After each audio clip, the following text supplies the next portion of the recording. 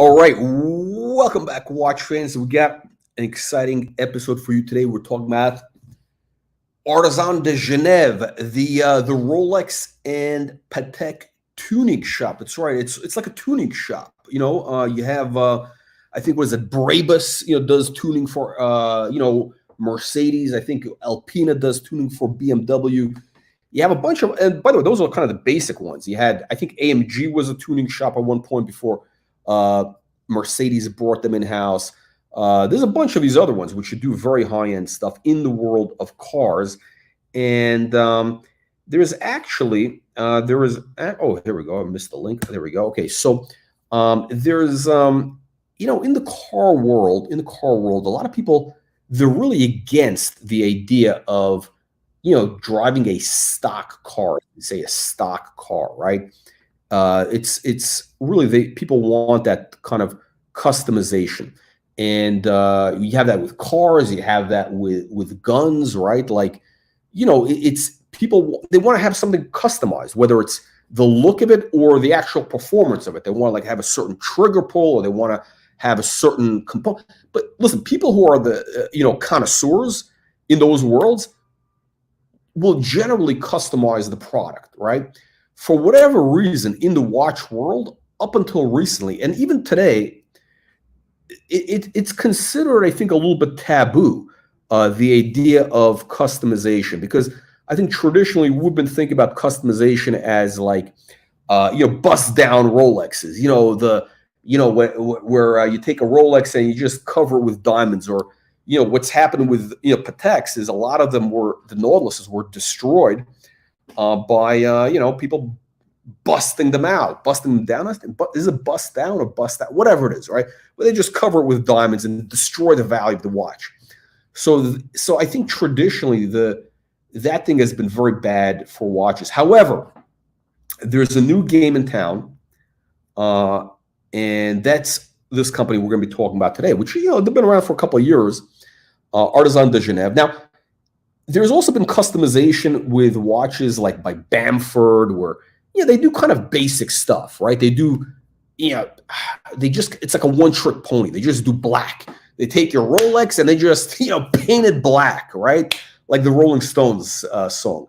They just do, or they dial, everything goes black, which is, in my opinion, ugly. It's boring. I mean, it would have been interesting in the 80s. In the 80s, it would have been cool. I think I actually had a black watch in the 80s. It was what the hell was, I forgot what it was, but it was some sort of, it was a clone. It was a copy of something. It might have been a copy of whatever, but it was a black, and it was the 80s, so it was okay.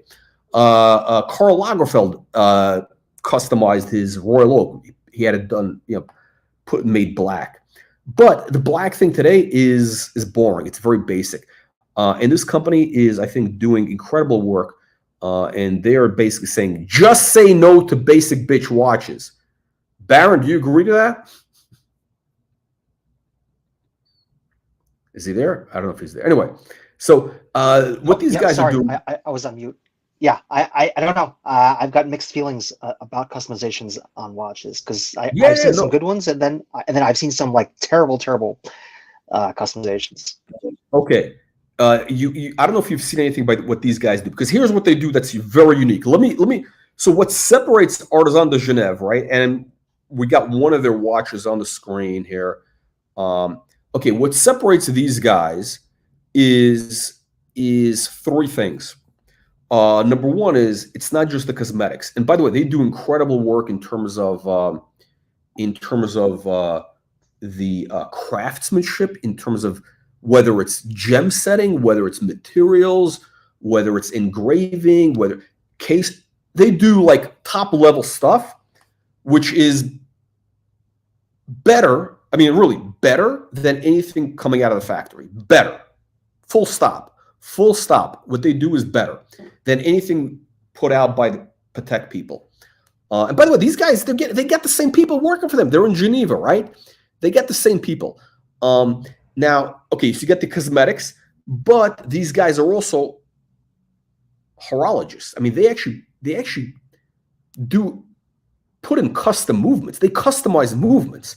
We're going to show you a watch where they took a Rolex, a Submariner, They put a moon phase in it. Can you believe that?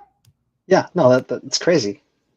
No, I mean, no, these guys actually, okay, so they're actually watchmakers, they're craftsmen, they're artisans. I mean, legitimately, they are artisans. They are Artisans de Genève. I mean, I'm going to show you something incredible. Now, I first came across this company a couple of years back. I saw one of their watches, a Nautilus, which I think they were famous for. And, you know, I was like, who, like, I don't know. Like, I thought it was a little bit like, I didn't get it. I didn't get it at the time. I thought it was like, like this is ridiculous. But now the more I think about this, and I think the value proposition, I'm going to go into this, but here's my investment thesis. The investment thesis is this, right?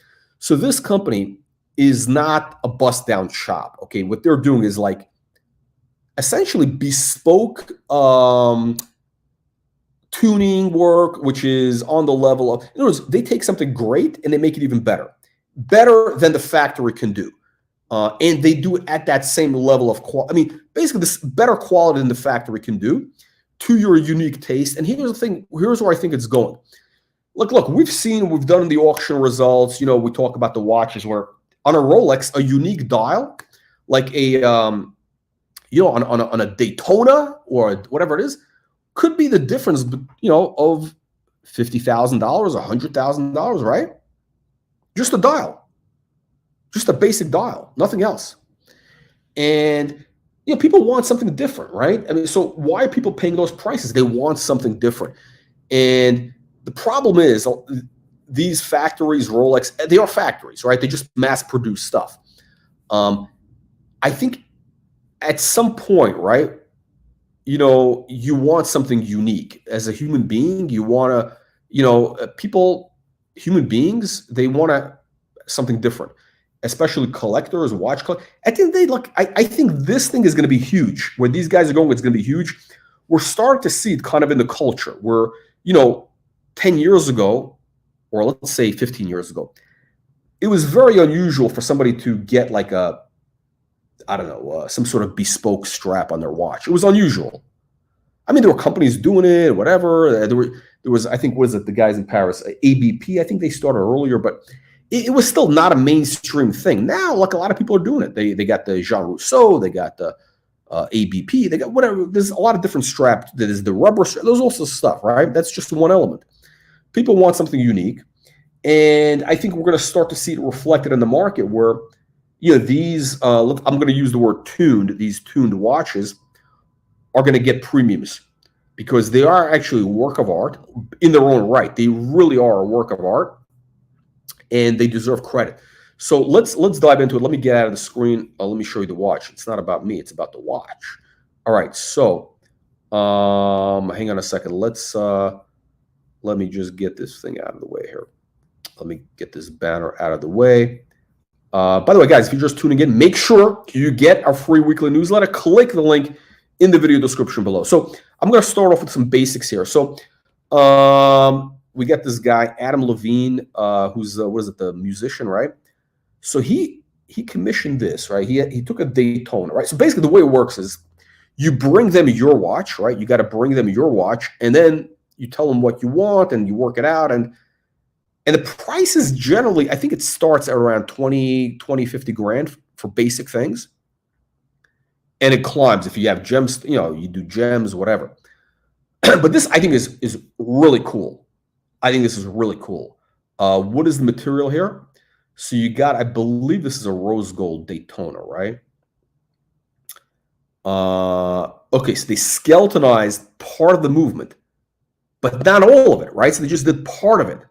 So it makes it legible, which I like. I appreciate that.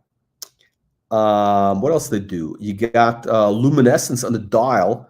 I think we got pictures of it somewhere here.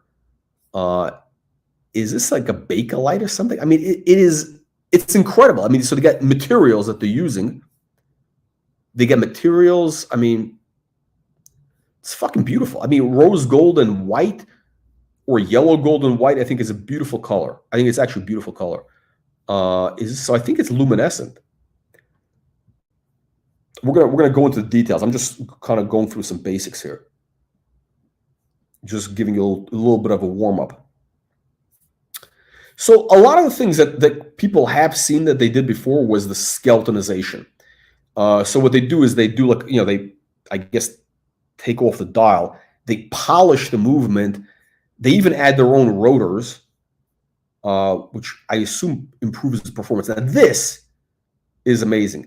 So the guy took a GMT, right, and he made it a world time.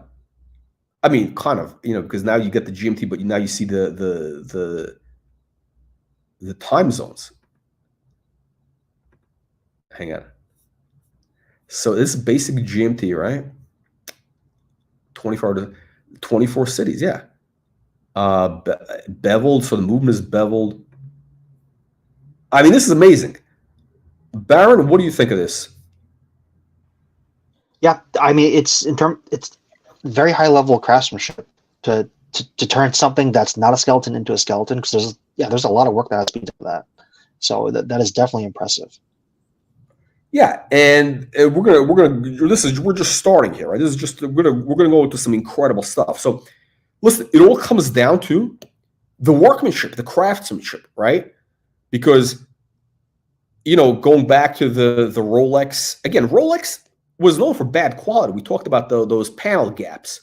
You got panel so you had panel gaps on those end links, right? The panel gaps on those end links, and when you take so if somebody does a bad job with customization, it's horrible. It's horrible. It destroys the value of the watch. What these guys are doing, I believe, increases the value of the watch. And I'm going to go as far as to say that if you kind of customize it the right way, the watch is going to be worth a hell of a lot more. Now, again, I really don't know too much about cars, like the whole, I don't know, like what people are doing with Lambos and all that, whatever stuff now. There's a guy I see on YouTube. What the hell is his name? He's actually, I think he's got something called Watch Trading Academy. The Iranian guy in Florida. What the hell is his name? He's got something called Exotic Car Hacks. Have you ever heard of this guy? No, I have not. Okay. So basically, this guy's thing is he's basically telling people, look, I'm going to teach you how to buy a Lambo, a Rolls, Bentley, whatever, some, really exotic car, Bugatti, and basically drive it for free, right? And the way you do it is you got to find a really, he's all about the spec, the really unique, like the configuration of the car.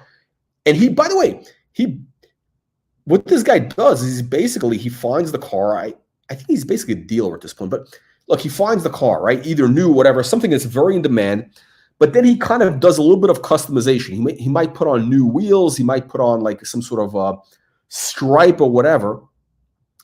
But this guy's all about reselling at a profit, right? So his whole thing is basically he doesn't lease the car. He buys the car. He gets really good financing. He drives it, maybe 500 miles a month, and then after 6 months, you sell the car because of the market demand. You basically can get out of it for basically break even. You might make a little money, or you would lose very little. So it's almost like driving the car for free. But his thing is he basically does some customization to the car, to Lambos, Ferraris, Bugattis. I mean, minimal, very minimal. Like whether it's new wheels, whether it's a couple of things, and it always comes out beautiful. Like he really knows what he's doing, right? It's high quality, and he sells them at a profit.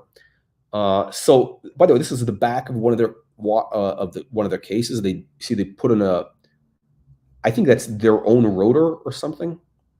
So what do they do here? The Grand Bleu is so it's a Rolex. They put in I don't know, but I mean, they're basically putting in they're customizing the movement. I mean, everything they're doing, right?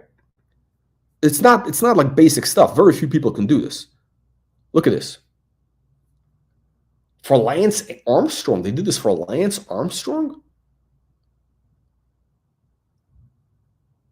Holy shit! Wait, oh no, oh, it is. Wait. Holy shit! I don't even know what this is. Wait a minute. Do you see this watch on the screen? Yeah, it's it's in. Okay, so I want to say it's I mean, because right on the dial it says it's an Oyster Perpetual. No, It has a lot of, I mean, it's got a subdial on it, and then it's got something else. It looks like it's got 2 subdials. Holy shit! I don't know what they did. Okay, so but this is not your basic bitch watch. Would you agree? I agree. Yeah. Okay, this is like, I mean, this. Okay, hold on. So let's read what they did for Lance Armstrong. Okay, so blends retro functions, pulse, winding mechanisms. Okay, yellow and black. That's his things. Okay, I like that. Yellow black is a good. Okay, you got a skeleton. Okay, it's measuring the pulse. So Lance, how do they do that? So you want to be able to calculate his heart rate with a pulse function. So that's what Artisans de Geneve developed. What do they do? So there's a pulse function. There's a pulse function here. I don't know what they did. I have no. So I have no idea.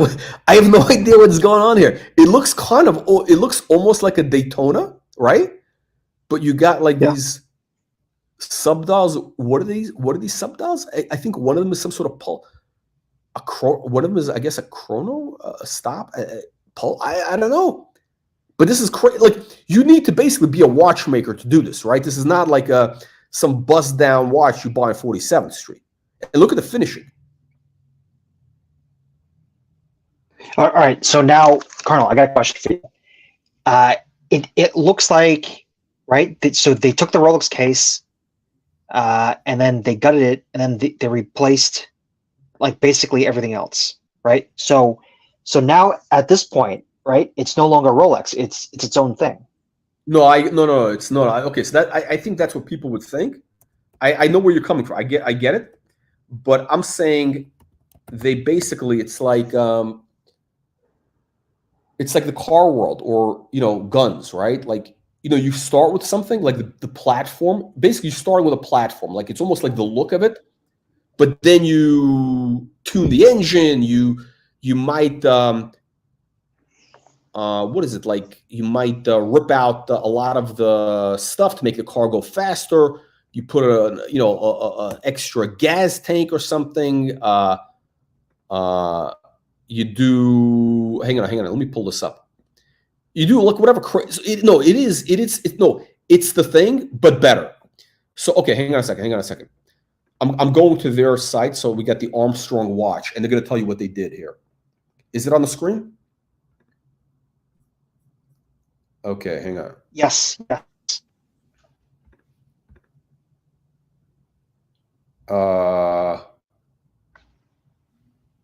Okay, so let's see what they do. So the story. Let me. There's a lot of writing here. I don't want to read all this.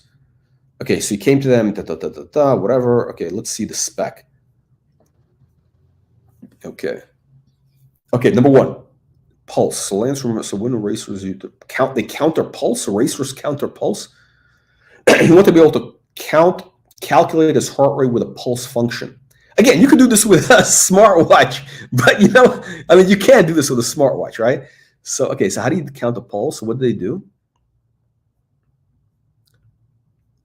Okay, so deconstruct the pulse dial.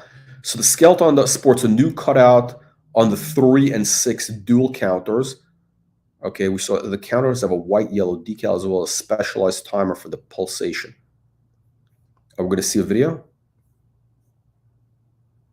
Matte finish. Okay. Ooh, the black and yellow. Very, very Ferrari. Beautiful.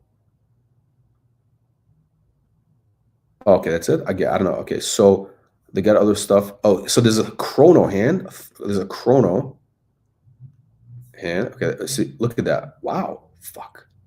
Look at the hands, right? They do these cool hands. But it's more than this. I mean, look at this. Hold on. Bespoke rubber strap. They have a rubber. Okay, they did make a rubber. Okay, they do. Oh, look. Wow. Okay. Well, again, these are, Okay, now here's the movement. Let's talk about. Okay. Sandblasted, beveled by hand. The power reserve identical to the original 72-hour caliber. Hang on. Okay, wait. Now they're going to tell you. Okay, so they're going to tell you. Oh shit! They usually break down. They usually break down the spec of the watch, like what they did. Where is it? Is it on here?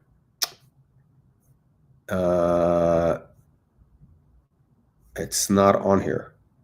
It's not on here. So what is the watch? Is it a what did he start with? I think just an Oyster Perpetual. I mean, I don't know. What did he start with? Does it say? It doesn't say. I don't think it says. Okay, wait. All right, let's move along. Let's move along. Hang on, let's move along. Let's move along to some of the other stuff that they have. Again, these are almost basic. I mean, they do have some crazy straps, but okay, skeletonization, kind of okay, whatever. This is relatively subtle Daytona, right? Okay. Now this is cool. This is the Submariner. They did this, and I'm gonna show. This is Aventurine. The bezel and the dial is Aventurine.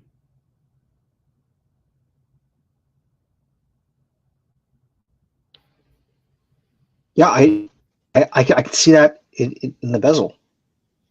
And you got to move, but you can see the specs. Yeah, well, hold on. Wait till you go to their site, and then you got this beautiful moon phase that they put in here. I mean, it's because the guys are some sort of and they also look what they did with the crown. We're going to see more of the watch. They basically, the guy's some sort of sailor or some sort. I don't know. They did some crazy stuff. We're going to see this. So I would say they took the watch, they made it better. Okay, that's the watch. Okay, hang on.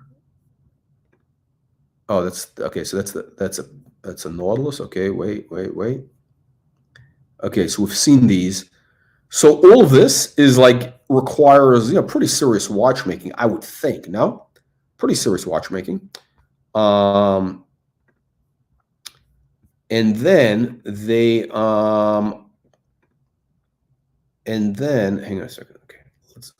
Okay. And then again, they combine everything, like the best.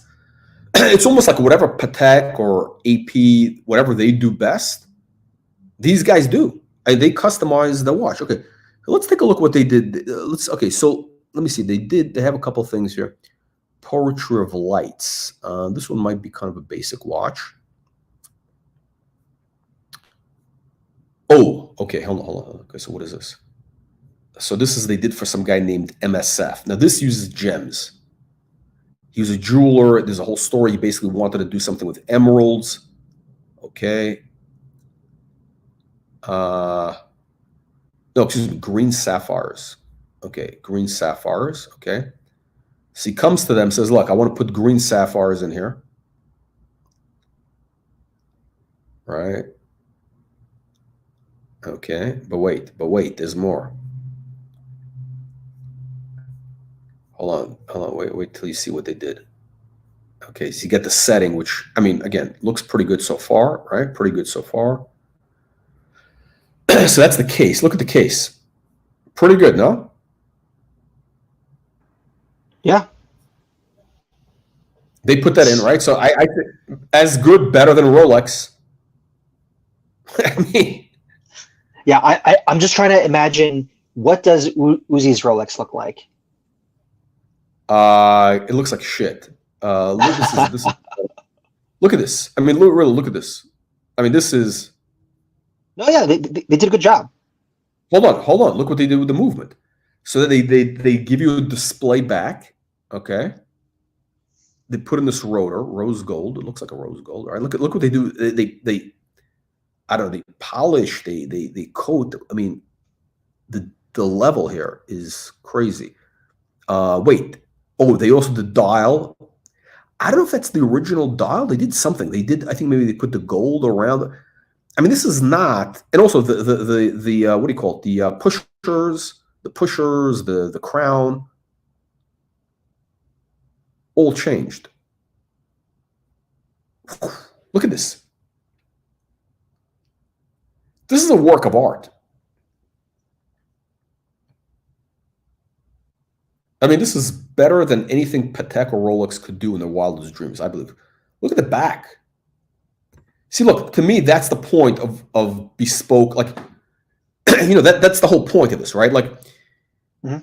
at some point, like, you want to have a watch that's really unique to you, right? It's like a bespoke suit, right? You want to have something, you have a specific idea in mind. Maybe you like a Daytona, maybe you like the basic thing, but you want, like, why would you spend the money on some crazy dial, off the rack Daytona or off the rack date when you can really do something unique? And by the way, I believe that this stuff is going to get a premium in the market. It's not going to be one of these things where you lose money. So when these things go to auction, maybe in 5 years from now, they're going to get big money because these guys are going to build the brand. The value is going to increase. It's going to be like the market's going to wake up to this. But again, it's not for everybody. You got to be like, you got to spend money. It's, something like this, it's probably could be a couple $100,000. Okay, so what they do, they start off with a Rolex, okay, the Daytona. These are the specs, so they tell you what the specs. That's the watch. Wow. Crazy. Okay, so then they show you a couple. Okay, so this is I think one of their early watches, I think they called the Honey Pearl. We got, I think it was a Nautilus that they did. What did they do?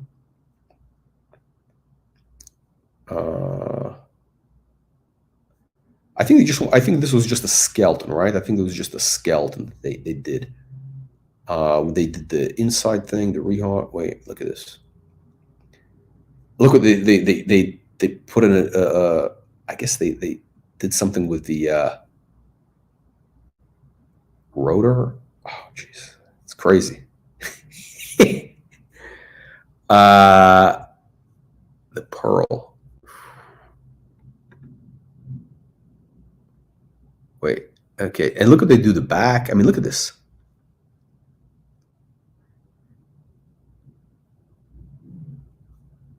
Crazy.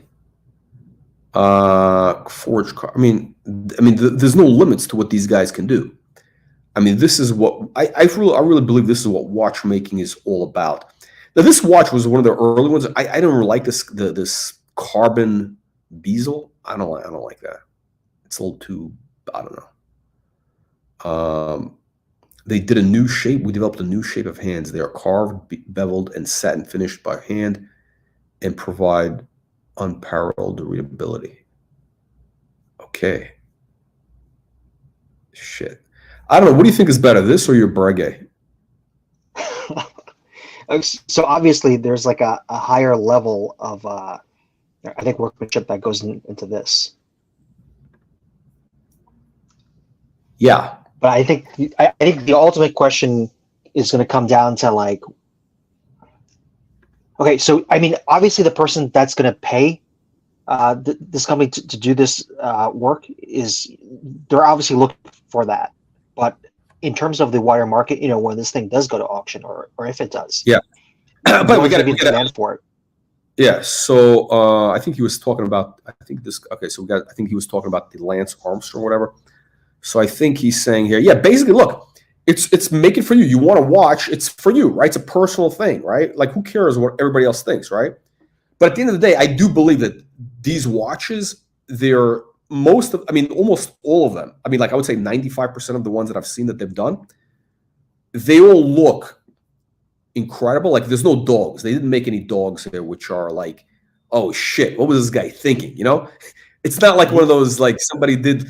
What's that company, I think, which they do like the ugliest stuff? It's like a tuning shop. I think Mansory.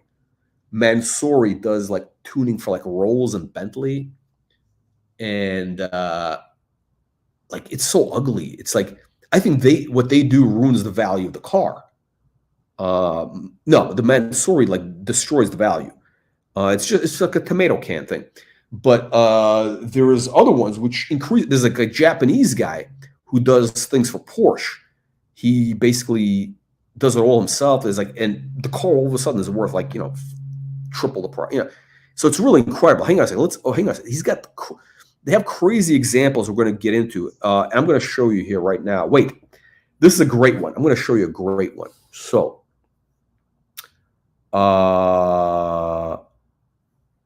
okay, wait.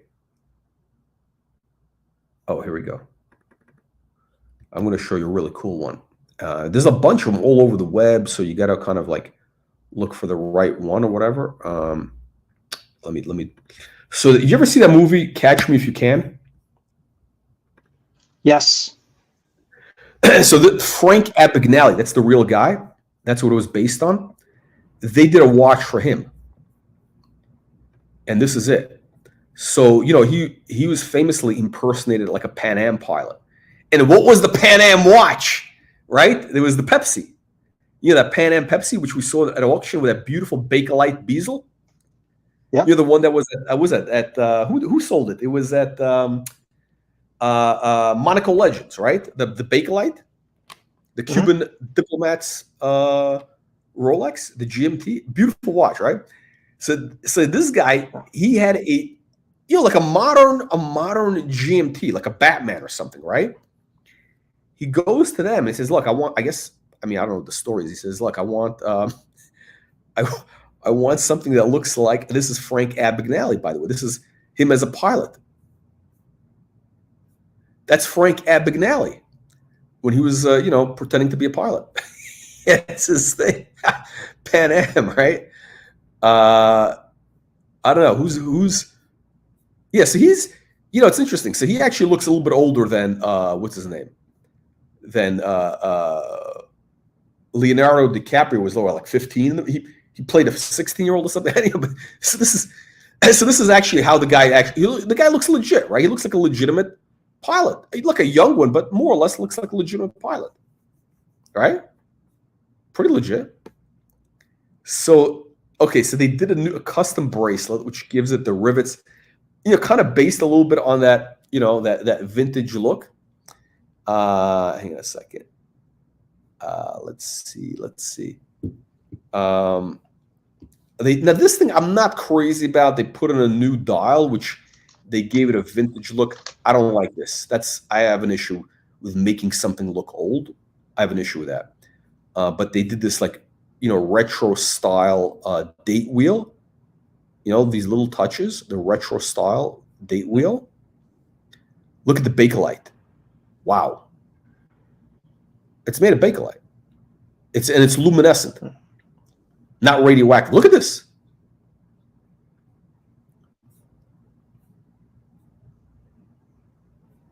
Amazing. They also made the teeth. Yeah, they made the teeth smaller, so they look more refined. Flat teeth. Okay, flat teeth there. That's your bezel. Great. But wait, look at that. Look at it. Look at the flat. I mean, incredible, no? Oh yeah, absolutely. It's got a humble of craftsmanship. I think they took a little bit off. I think they took a little bit off the case. They made it a little bit slimmer. They made the case a little bit slimmer. They shaved it down, and that's the back. What do you think of that?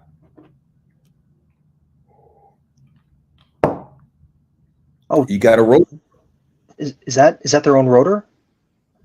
Yeah. I mean, that's not a Rolex. Yeah, no, rotor. Rolex is going to give you a gold rotor. Okay.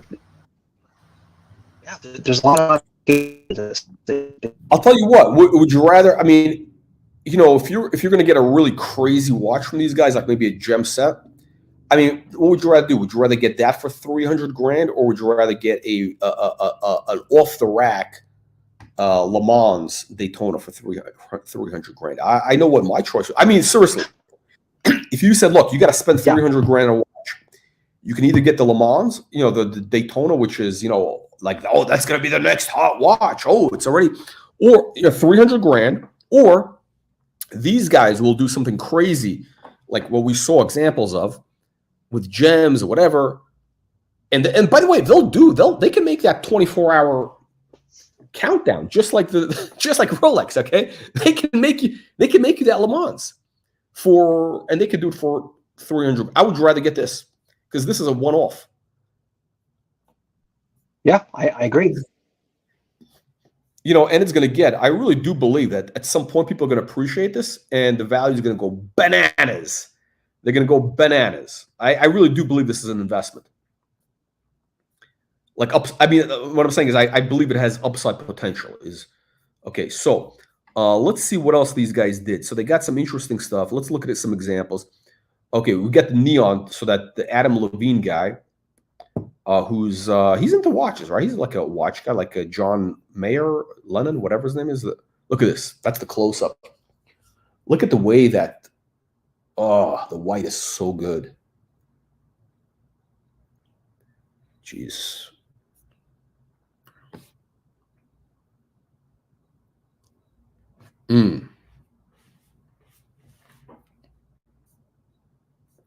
So he took a Daytona. Okay, so you get the notes. You go to their, right? They have a color wheel. They give you a little loop. They give you a little loop. I don't know. I think that they take pictures of everybody with this loop. I think that's. I mean, these guys are really. I mean, like they're doing stuff at the next level. So look, what they're saying basically is this. It's interesting. The philosophy is incredible. So they're calling it the human-sized workshop. I like that. So turning what is born as multiple into something unique.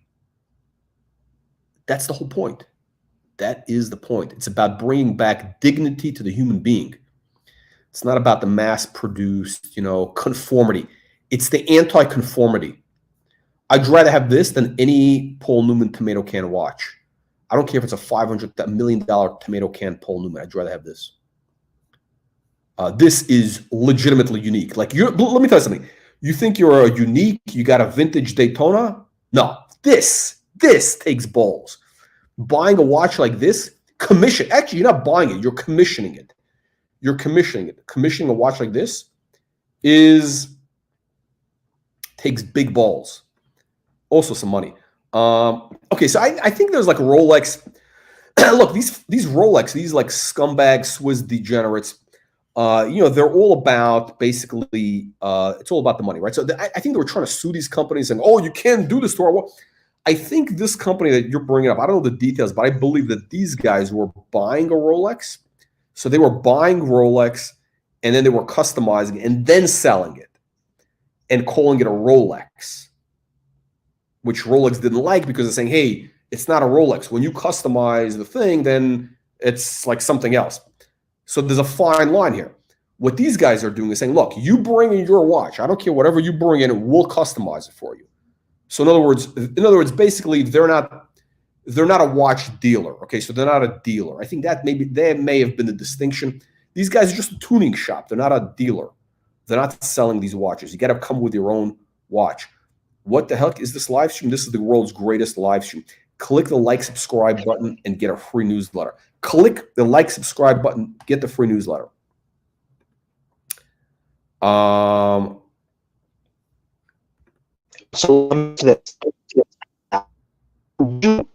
okay, so that's. By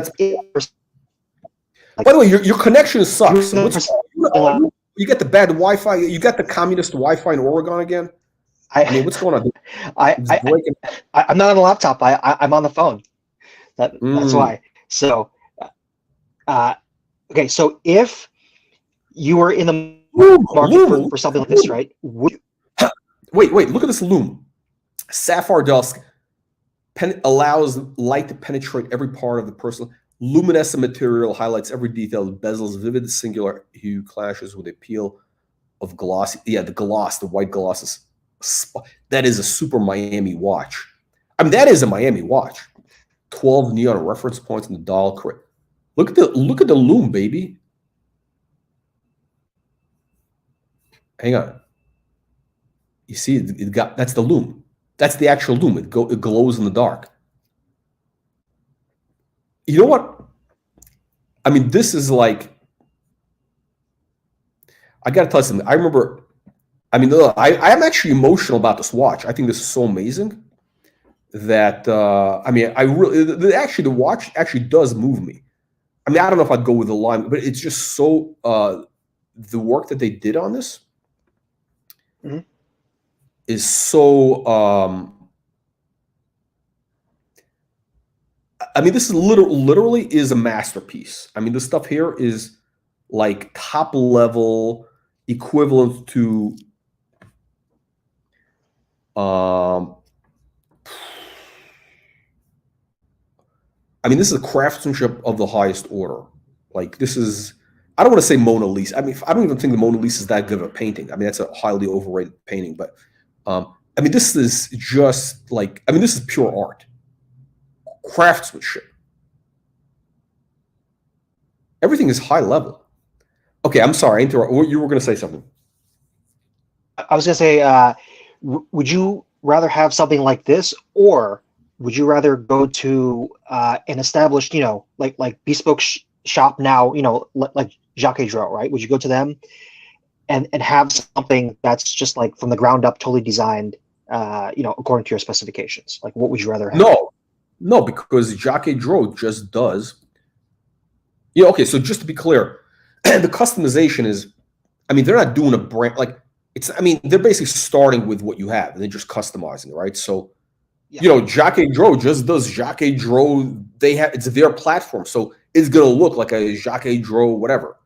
But it'll have some weird animation or whatever. No, I don't want a Jacques Drault because they're doing like weird shit, like just like to be weird, like with animations inside, like the watches are gonna be big, whatever. It's just I don't care for it. This is like a wearable watch. Look, what makes the Rolex, Daytona, right, or whatever, any of these watches, the Nautilus, what makes these watches popular is because those designs, for whatever reason, the design, the function, they really work. The form of it, the shape, it works. But you want something a little different, right? You want something a little different. And believe me, Rolex, there's a bunch of things I would choose to do differently with Rolex. I mean, they have a good platform, but they could do so much better, Like, and this is what these guys are doing is great, because Rolex, again, it's a great platform, but you don't want to be like the other 50 million tomato cans. So this is everything they did here. Look at this. SLN milk white bilite. So that's some sort of, I guess that's luminescent material, milk white bilite. I don't know. Wow, that's the lume.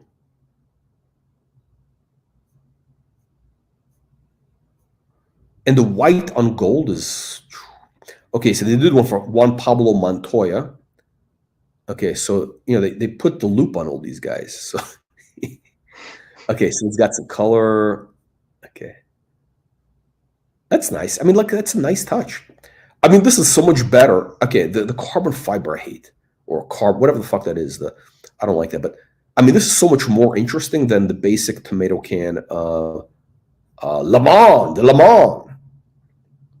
I mean, this was probably 150 grand, maybe. I'm assuming, maybe less. I think it's worth every penny. How about that? Have you noticed they put everybody that they have, they put their loop on them? Yeah, no, okay. So that actually makes sense, right? Because they're paying, like all this money to have this work done, and you're gonna need the loop to see all the the details that they put into the watch. No, or they can buy one. It's yeah, the MBNF rocket, like with the big loop. Yeah, that's right. Look at the watch. You see what I'm talking about? Like, I mean, this is. I really do believe it's worth it. Like, listen, they did one for Spike Lee. Hang on a second. Let's see what they did for this tomato can. Hang on a second. They got the loop on him.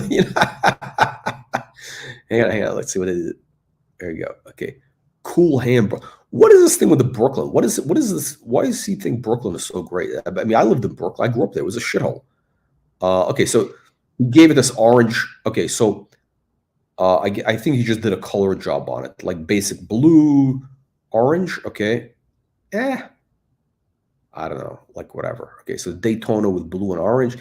I don't like the blue. This blue is like, I think it's the Knicks colors or something. Mm-hmm. I don't know. Yeah, it's steel. I don't know, I'm not feeling it. You got what is this here? You got a Daytona. You get the Daytona. Oh, he puts it on the leather strap, one of those like 70s. I don't know. I don't know. This guy and Lenny Kravitz actually has very good taste. Uh, I don't know what he's doing. I mean, like, I hate that. I hate those leather straps. It's such a like 60s, 70s, like weird hippie. I don't like that at all. Um, that ruins it for me. And the black and gold, like, I don't know. This is like not that interesting. Like this is like not. It's not pushing them to their. It's not like what. It's like too basic for them. Like this is too basic. Like it's got like if you're gonna go to these guys, you got to get something crazy. You got to get something crazy. Oh, so this is the guy with the Submariner with the.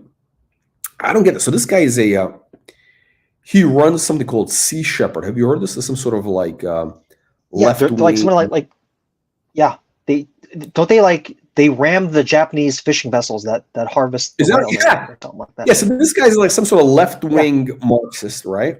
It's interesting that this left wing Marxist has money to buy a custom, bespoke Rolex Submariner. No, it's interesting. I was thinking the same thing.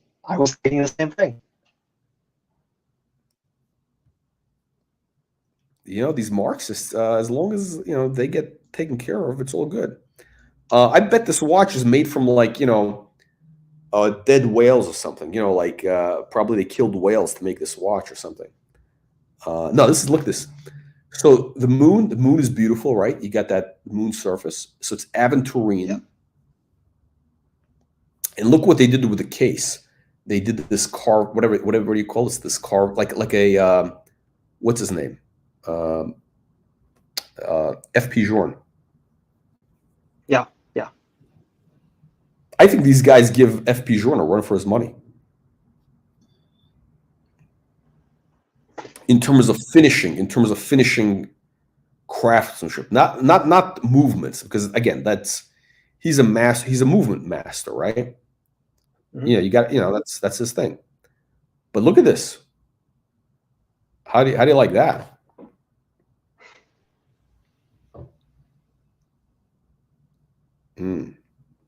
Yeah, that dial with the moon phase on it, that they did a real good job with that dial. That's the aventurine. Yeah. Right? So you get a left-wing Marxist who's somehow or other, he's, able to get this watch. He doesn't want you to have one, but for him it's good. But this is, listen, all these guys, all like Fidel Castro, all those guys, they really knew how to live. What's his name? Kim Jong-un. He drinks Louis XIII. I mean, he's living a good life. Yeah, this is amazing. I don't know about the I'm not an aventurine fan. I'm really not. Look what they have aventurine on the rotor, white gold rotor with aventurine for this Marxist. Stunning. Yeah, absolutely. There you go, Mr. Sea Shepherd there. So what do you think he does with those donations? Like all those donations that go to this? It's just like that guy Diego, that guy Diego who claims to be raising money for live streams for some like family, some rare disease, whatever bullshit. Yeah, he does super chats, all his super chats. I mean, I don't know. I think these.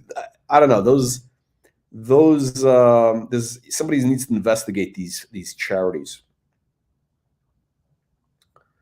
Yeah, left-wing Marxist is. Oh, it is okay. Thank you. I didn't know that. Actually, that is redundant. That's correct. Look at the back. Amazing. Are you sold on this yet? Are you sold? If did I sell? I could afford it. Brand? Yeah, no. If I could afford it, I think I'd be seriously considering this. Okay, no, but okay, so you're actually a good case study because you're really not you have like your own viewpoint. You're not trying to impress people. Like, I mean, anybody who buys a porcelain dial Breguet obviously doesn't give a shit about what people think. So, assuming that you had, let's say you had an extra, let's just call it. Okay, so you gotta have the watch, and then the customization is, let's say, 50 grand. So let's say 100 grand, right? Mhm. You have an extra 100 grand, like in your watch budget. I'm just gonna put it that way. You have 100 Yeah, grand in your yeah, watch budget. Yeah, that's all you have. You got 100 grand in the budget. Do yeah. you go for this, for something crazy bespoke, or do you buy, basic bitch, whatever date, Okay, so whatever. Okay. yeah, it would depend on how many watches I have first, right? So this is if I'm like 4 or 5 watches in, then I do this. But if I'm like just 1 or 2 in, then I might stick with just the catalog watches. Oh, by the way, I like that you said catalog because this is almost like off It's catalog. like It's it's off like the off catalog. Yeah, yeah, It's like way off catalog. It's yeah, I mean, look, but it is. But here's the thing: what they do basically is like they more or less stay true to the heritage of the watch. They just add a little extra, a little spice, yeah, yeah. and they don't. I mean, they're true to the watch. They're not doing any like what happened here? Oh, here we go. Okay, they get a Yeah. pretty So good okay, website. yeah, okay. So at the beginning of the stream, I didn't know too much about them, right? And then I was thinking, like, what really makes people Oh, you best is fuck that your connection was going out. Okay, the just connection. What? do like some art on the dial, and then they might like change the hands or something like that. I was thinking, no, what makes them different? Besides being a little more high end than I found, like what makes them different? And then now that I've seen, like more of their work and everything that goes into it, it's yeah, no, they're on like another level.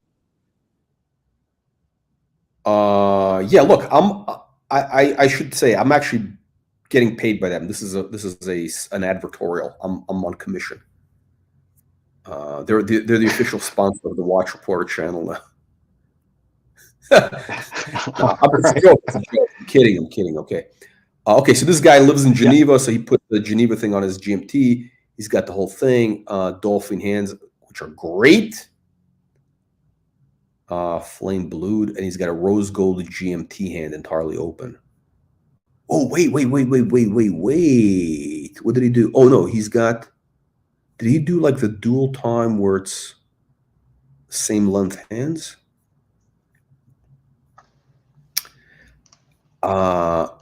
Wow. Look at this.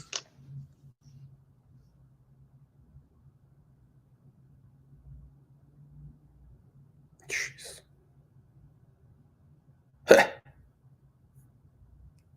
I mean, look at this.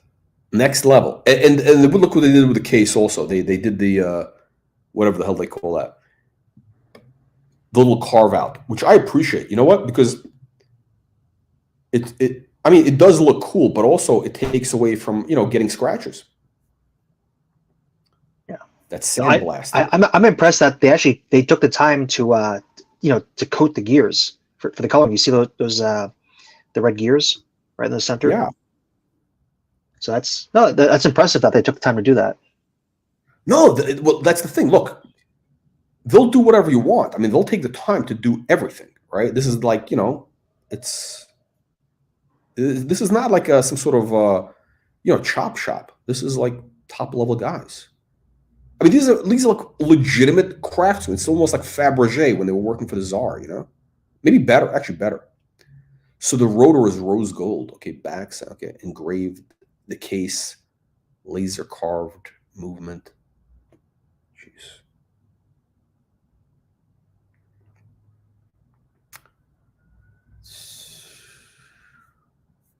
The bezel is blue ceramic. I like the fonts. Also, the fonts are good. The fonts are crisp. Much better than Patek.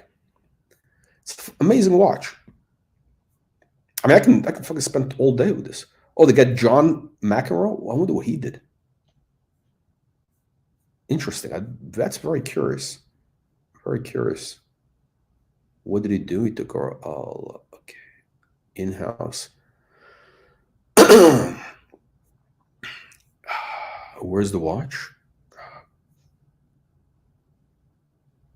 Okay. Wait. Okay. What is this? It's an Explorer?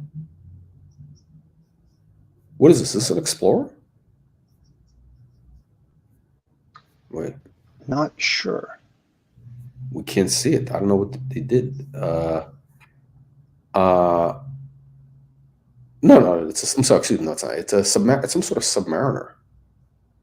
It's some sort of Submariner. Wait. I can't keep track of like Rolex movement stuff.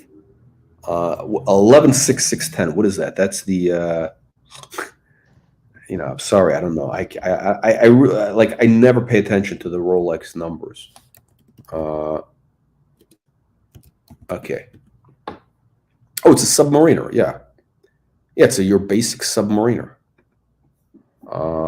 What they do with the bezel? Oh, they basically made the bezel sandblasted. What they do? What is this bezel? Steel, unidirectional steel, tungsten. Oh. So the bezel is actually tungsten. So it's not the cheap aluminum or ceramic. It's tungsten. That's interesting. I mean, it's like a very low-key watch. Look at that. Yeah, very low-key. It's like gray, very gray. I don't like, I mean, yeah, it's too utilitarian looking for me, And you can have your name. You know what? Yeah, on his photos, there's no loop on this one. Yeah, interesting. Good. Yeah, it's a good observation. Yeah, but look at they got. I think they also slimmed down the case a little bit. I think they shaved it down, so you can have your name in the back of it, which is like okay. But look, by the way, we did a video. Remember, we did the video on Michael Ovitz, the Michael Ovitz. Yes. Pateks? His collection is his Pateks. Yeah. Yeah, I think this is much more interesting. I mean, because his stuff was pretty much.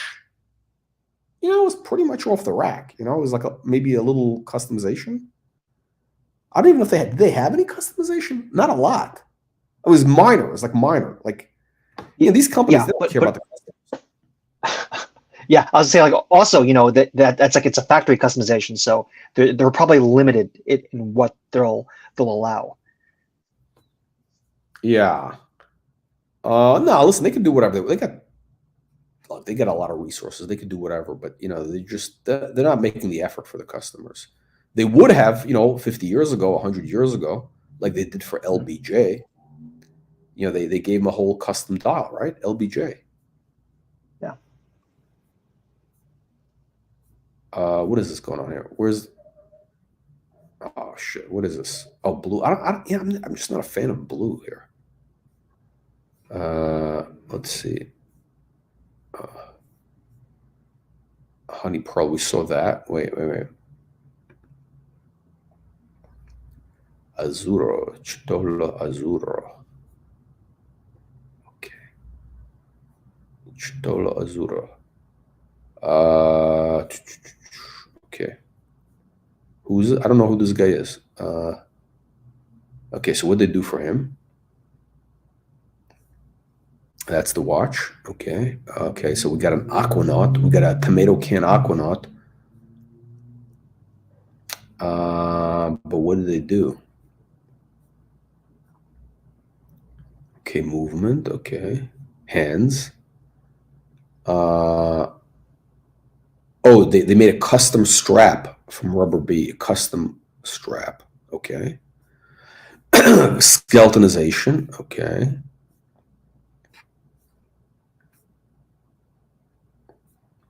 So I think when it comes to Nautilus, they're not going to mess with the case, right? Or the Aquanaut, they're not going to mess with the case because that's the look. Yeah. That's the design. You want the design. And that's the signature design. Whereas Rolex, the case is not really It's not really a signature design. I don't know what they did here. That doesn't, like, that one is a little bit like, I don't know what they did. Like, if I'm gonna do it, I want something crazy. Okay, here we go. This could be interesting.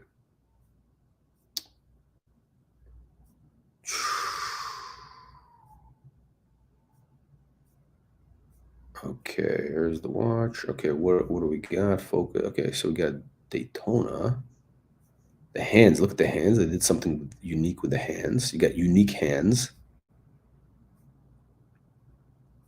Let's see how the watch comes out.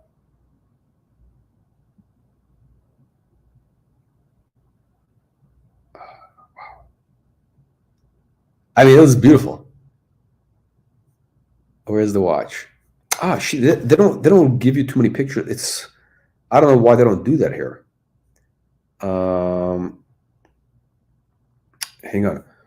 We're gonna show one more thing. We're gonna show one more thing here. Let's dive into. Oh, okay. Let's talk about prices, right? So, what are these things actually selling for in the market? Because there's a couple on the market. There's a couple of these things on the market, right? So, what are the prices like? I guess these are resold watches. I'm assuming they're resold. Somebody had them, then they sold them. Here we go. This is okay. So, the cool hand. Now, was this? I'm assuming they did some sort of modify. I don't know. This is the Spike Lee cool hand. I don't know. Some sort. What does this have to do with? I don't think this was owned by Spike Lee. This may be some sort of collaboration. I don't know. But so here's what you get when you buy the watch. Okay, what do you get? You get this thing here, which says, okay, certificate of authenticity, blah blah blah. The cool made with passion for. Then they put your name, made with passion. Okay, so it's like, yeah, they make it seem like it's made for you, right? Wait, why is Spike Lee's signature on it? I guess there was some sort of collaboration. They may have maybe done a couple of versions for the people, give them like a kickback or something for designing it. Kind of gimmicky. Brooklyn, who the fuck cares? I mean, really, who the fuck cares about Brooklyn? But that's Spike Lee's things, though. That's his thing. He's all about Brooklyn. I don't know why. Hang on a second. Look at this. Okay. All right. Okay, so so this is one guy, right? There's another one. Wait, there's another one which okay, so this is a Daytona. Kind of basic, no? It's kind of basic. Pretty basic. Mm-hmm. Nothing crazy here. Really basic. Very. I mean, this might have been early. Might have been an early made with passion for whatever. 22. So 2 years ago they did this. I wonder why the guy's selling it so fast. You know, the guy who had it for a year and is selling it. Probably takes 6 months to make this, a year to make it. Okay, there's more. A second, here we go.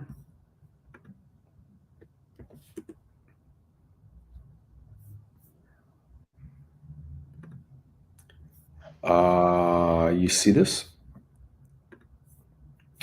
Here we got a whole row of these on the market, starting at about 110 grand. So somebody did this Daytona Arola. So they do kind of a customized bracelet, almost a see-through. So I think it looks to me like a see-through a little bit. No. Yeah, it's translucent. Yeah. Translucent. That's the fancy word, right? It's not see-through. It's translucent. Yeah, it's like a translucent, which is cool. It's from Rubber B. It's by Rubber B, which okay. They know how to make the bracelet fit to the and what is this? These are sapphires with blue. And what is it made of? Is this steel? Stainless steel. They don't tell you anything about it. Also, this is like 2 years ago. They don't tell. These guys don't give any details here. It's crazy. Paying $100 for a watch, they don't give you any details. Okay. Oh,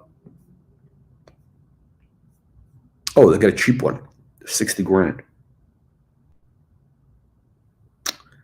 So this is what is this?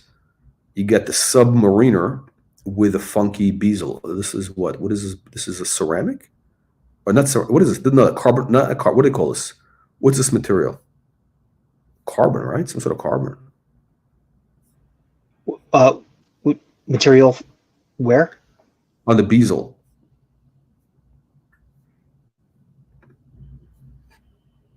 Oh, you get the rotor. Okay. This one doesn't really. Again, this is a little bit boring. It's a little bit boring. It's a little too like okay. It's just not that. I don't like this the bezel with the carbon and the black. I find it very dull. I mean, literally, it's literally dull. Wait. Okay, this is crazy here. Wait, Tiffany. No, this can't be. There's no Tiffany. No, okay. I think because maybe the color they're calling it. I was gonna say like because here's the thing: if you had a Tiffany doll, you really don't want to mess with the watch because that's the whole thing. You want it all original. But this is okay. So the bracelet or the strap, I guess the strap is Tiffany blue or robin's egg blue is the color. So you get kind of just I guess what is an Aquanaut, basic Aquanaut, just a rose gold Aquanaut. This is kind of expensive. I don't get the point of this one. Well, they made it a skeleton dial and then they coated the internals. Is that worth, $200,000? I don't know. It's a little high. Also, this is the secondary market. So this is like whatever. This is like, it's not what they, and then it was like I don't know how much they charged. They may have charged like, yeah. So just to be clear, so this is on the secondary market. So like people can ask whatever they want, right? How much did Artisan de Geneve charge to do this? I can't imagine this was more than $75,000 or something, right? Based on the other stuff. Yeah. I mean, how much does it take? That much. I have no idea. I mean, I could guess, but somebody that's actually in the industry, they'd be like, "No, you're way off." I get it. I don't know. La blousey. Okay, wow, look at this. What they do here? Okay, again, just a little basic color. Yeah, these are kind of boring. So I think with these guys, like I think what you really want, I think the sweet spot with this company is you want like something unique, but also you want to have like a customization in the movement, because then you get watchmaking and craftsmanship. Like if they did something like for the Lance Armstrong, or they did a moon phase like they did for the Marxist, that stuff is interesting. I mean, that really shows off their skills much more than just basic honey green.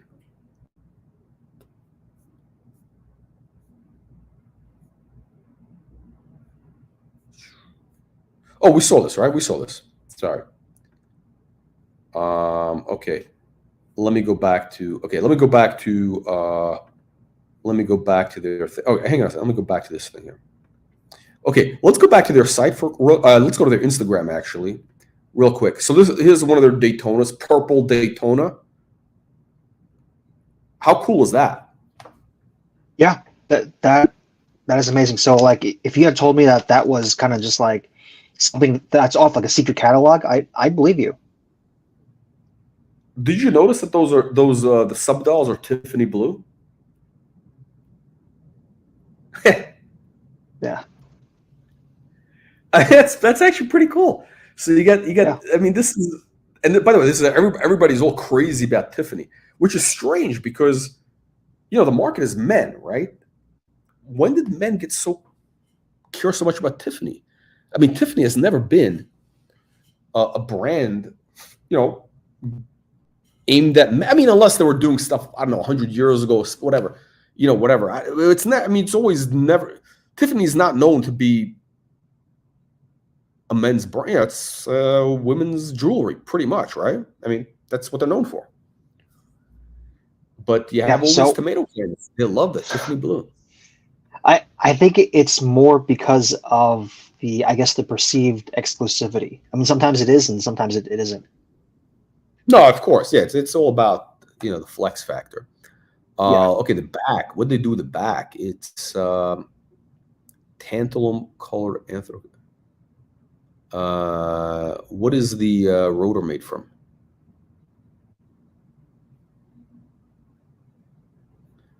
Yeah, yeah, this is crazy stuff.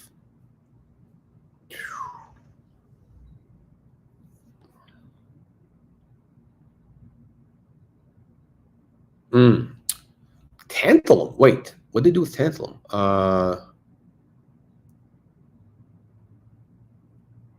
Is the case made? No, the case is not tantalum. Is the case tantalum? They don't explain it. It can't be the case, because if it were the case, then they're basically just like they're building their own watch at that point. Yeah, yeah. I think he's talking about, maybe it's the rotor is tantalum.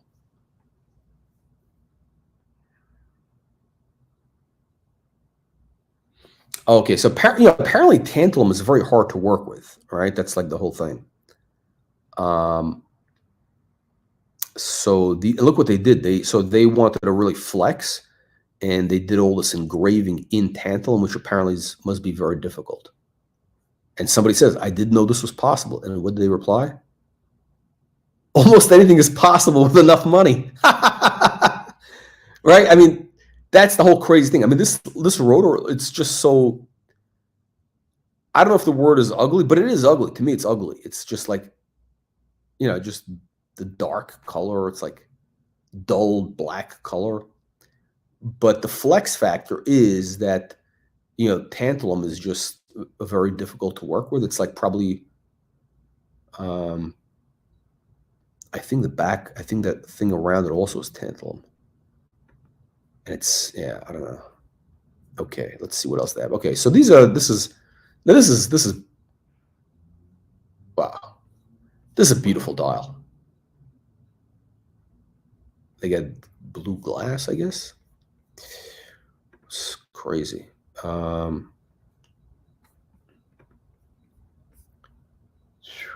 you think, it's interesting. I bet they're never going to do it. Do you think they would do anything with Breguet? I'm sure if someone brought in the Breguet and wanted custom work done, they would do it. Because there's really not much. I mean, the whole idea with Breguet is kind of, you want that specific, what I mean? It's like you're paying for that dial. You don't want to really touch anything. Yeah. Wow. Now, this is crazy. Yeah, and I think with the volume that Breguet moves, if you're willing to pay, I'm sure Breguet would be willing to do something comparable. So you'd be able to get like a factory whatever that you want if you're willing to pay for it. They're desperate. They're desperate. Yeah, they need the money. Okay. This is stunning. Oh, I don't even know what this is. What is this? Is this what is it, some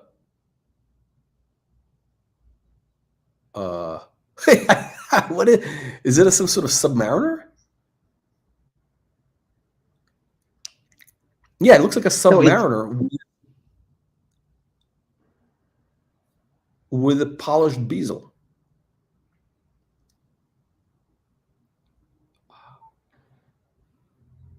Shit. Yeah, I mean, it's got to be, no? What else could it be? A yacht, not a yacht master.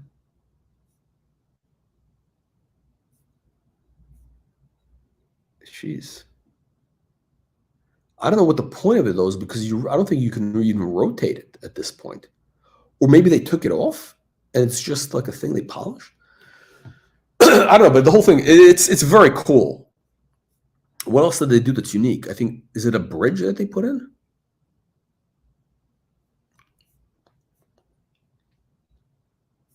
With the green? I don't know. That's amazing. Somebody says Air King? This is an Air King?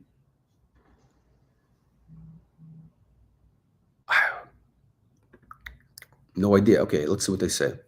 Oh shit, it is an Air King. Oh, holy shit, it's an Air King.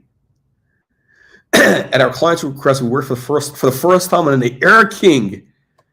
Oh shit, an Air King is like that's like the bottom of the barrel. The 32-30 was entirely skeletonized, angled by hand. Green. This is an Air King.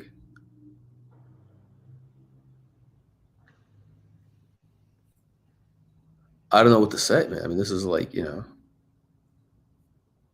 just, Oh, you know what issue I think Rolex may have? What? I think the Rolex loss, it may have been because basically what these guys are doing, I think, because they're essentially, I think they actually made the logo, the Rolex, all this writing that you see, because they had to put that onto the crystal somewhere, right? That's floating somewhere. Yeah. So I guess Rolex doesn't want you, making up the logo. They don't want you, fabricating their logo, basically. Oh, yeah, I can see that. Yeah, putting their logo onto new material.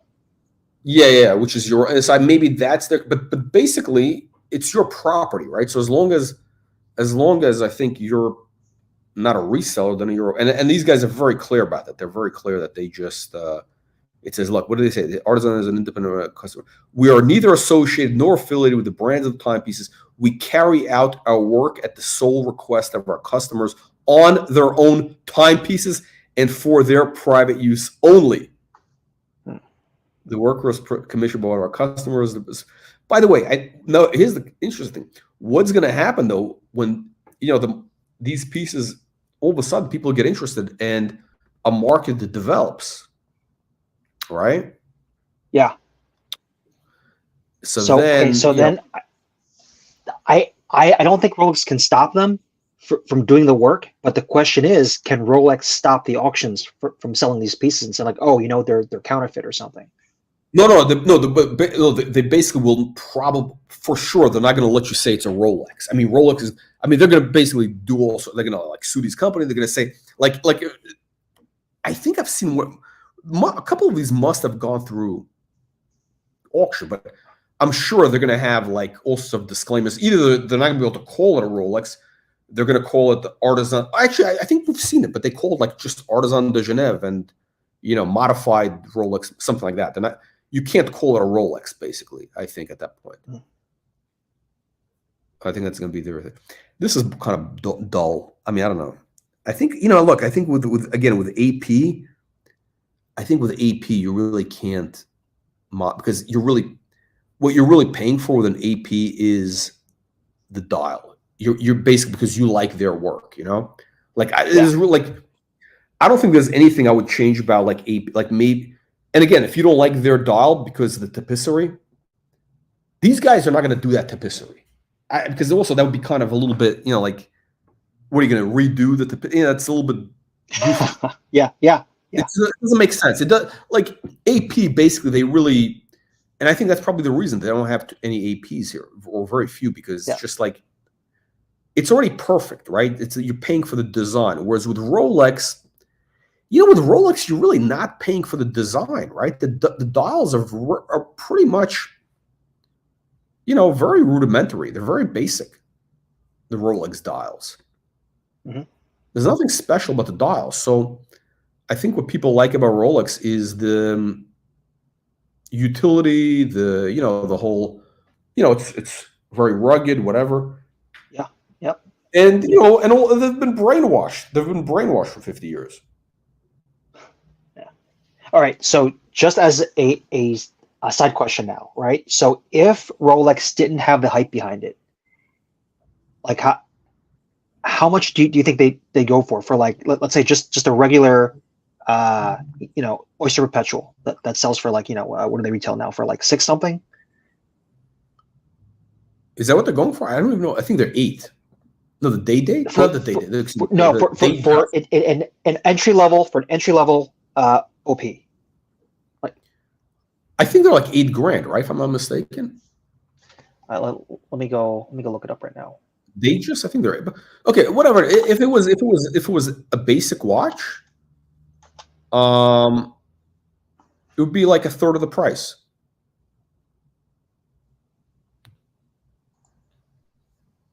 It would be like it would be selling for how much would it be? It would be like instead of 8 grand, it would be like $3,500. Hmm. And I think it would be overpriced at that. I mean, it would be worse than Omega for sure. Look at this Tiffany color here.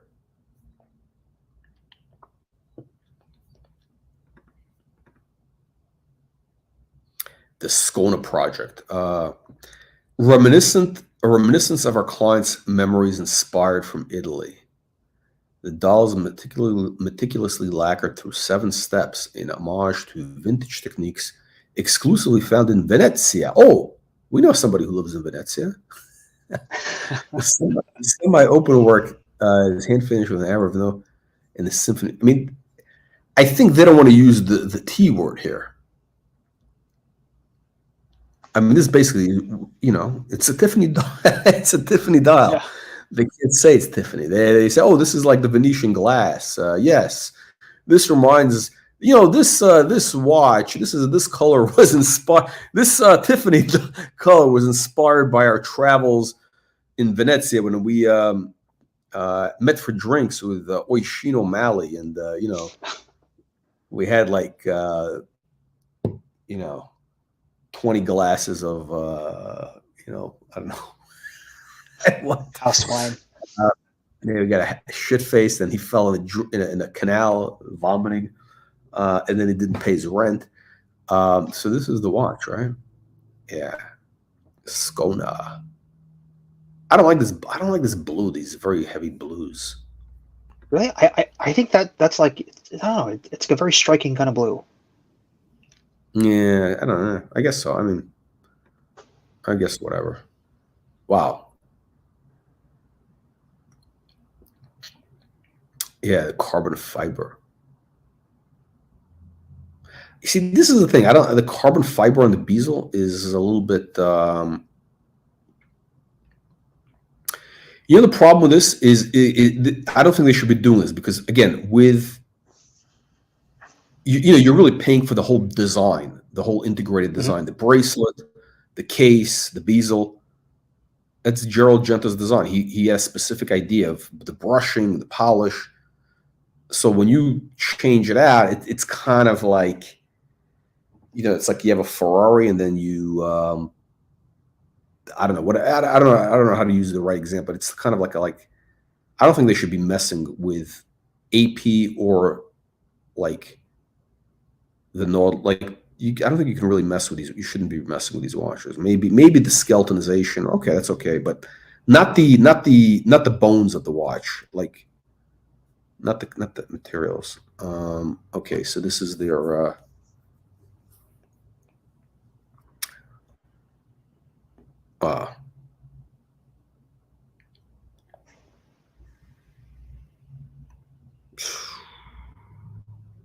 Wow, look at that. I would maybe go for a cooler looking rotor though. The rotor looks very utilitarian, very kind of basic. Nah.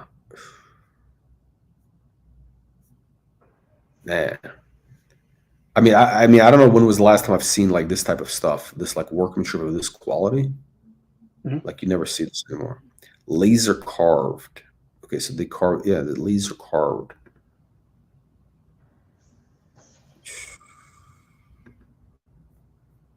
Amazing. Here we go with the Adam Levine. I mean, this is like the Miami watch. Like anybody anybody who's buying a Le Mans for 300 grand instead of this is basically a sucker in my book.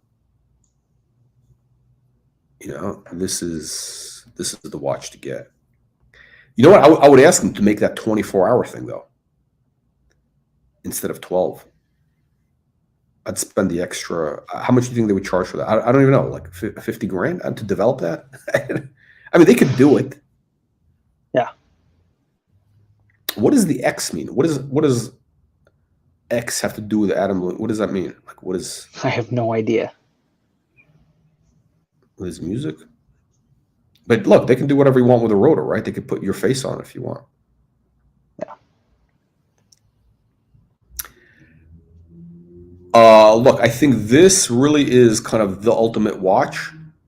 You know, to commission one of these watches, a fully bespoke thing, like, you know, to really, I guess, I know it sounds kitschy, not kitschy, like corny, like, oh, to mark a milestone. But yeah, no, like, I don't know, let's say, I don't know, whatever, to mark an important milestone, you do one of these. You do one of these watches instead of buying an off the rack.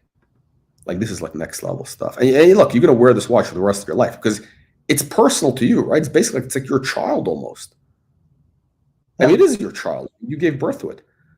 Oh, look at this. Oh, look at this. They have like a what is it? The Clou de Paris, the hobnail with your favorite numerals, almost.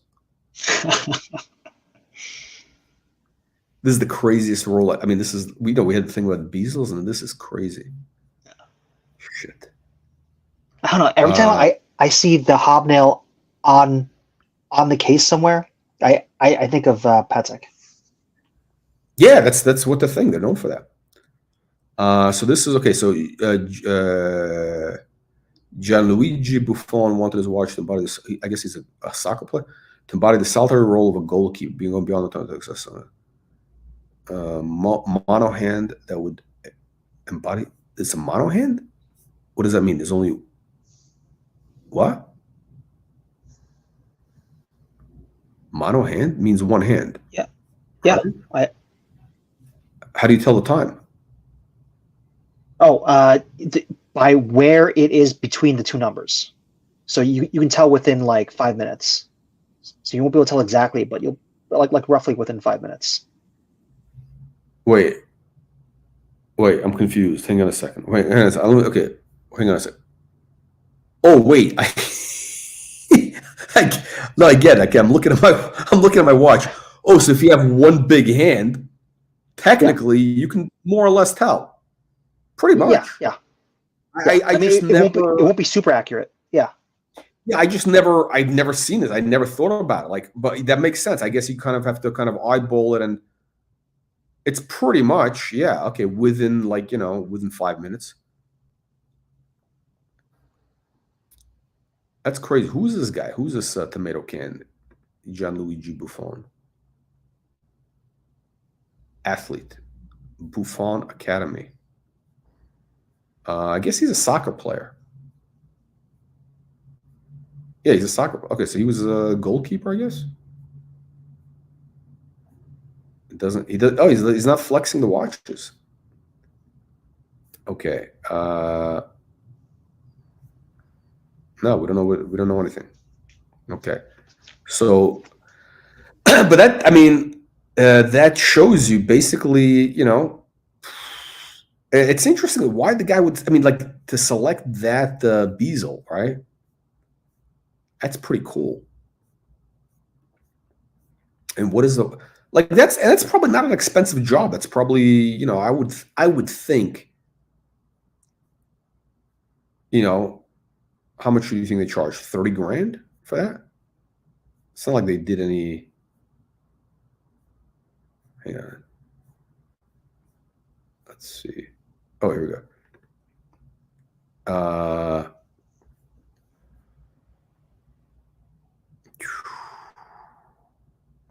Yeah. I mean, this can't be too much money. This is probably, I don't, this is just what, yeah, it's probably 30 grand. Okay, let's see. Yeah. All right. So let's see what else these guys have. Let's see what else that's interesting. Okay, we saw this. Okay, whatever. Okay, actually, let's pull up the Nautilus. Okay, the blue. Okay, I get it. People are really trying to do as much of this Tiffany blue as possible. Like they're really trying to. And they're coming up with different names for it. They're saying, "Oh, a unique palette reminiscent of autumnal flight over the Kalma Lake." Yeah, it's reminiscent of a Tiffany box. That's what it's reminiscent of. All right, let's see what else these guys have. Okay, Frank Abagnale, we saw that. Okay, that's his rotor.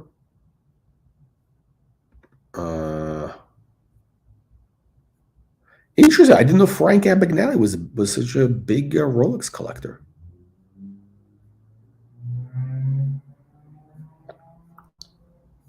Let's see what else these guys have.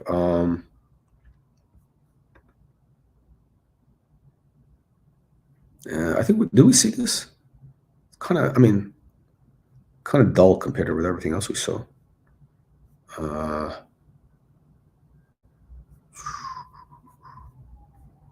Let's see.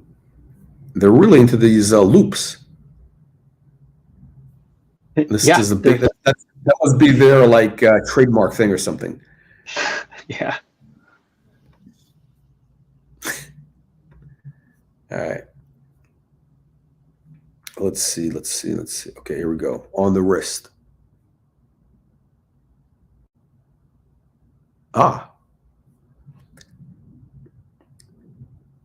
A food critic who wished to embody his life story through the World Traveler Project.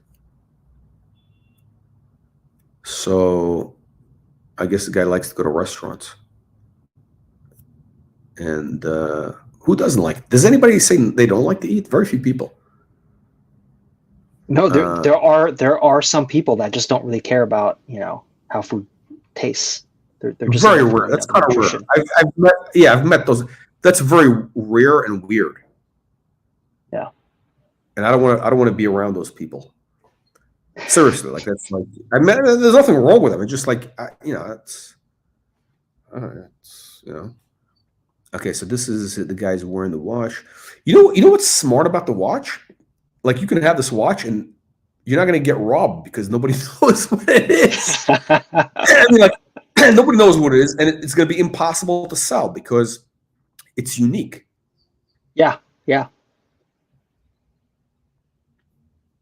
I mean, especially if you have your name and whatever in there, that's going to be like, how do you sell it? You don't. Okay, some more Daytonas. Okay.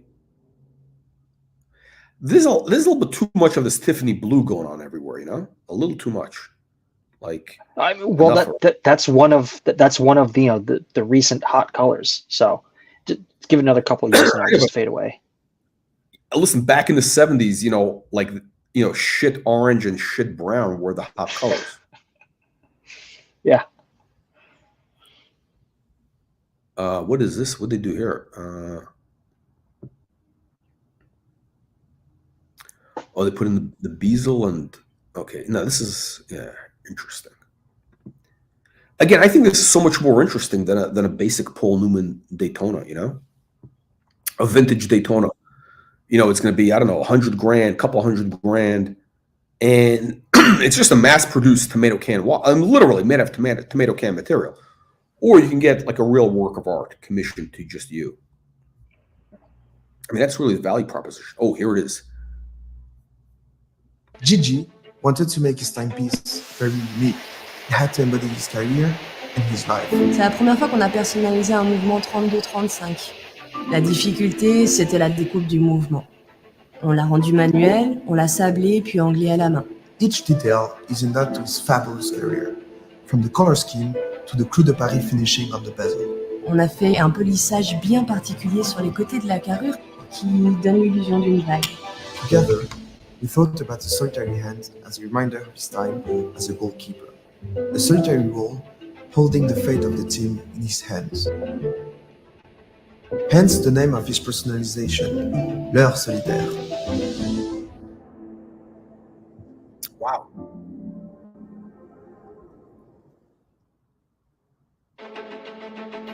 Gigi wanted to make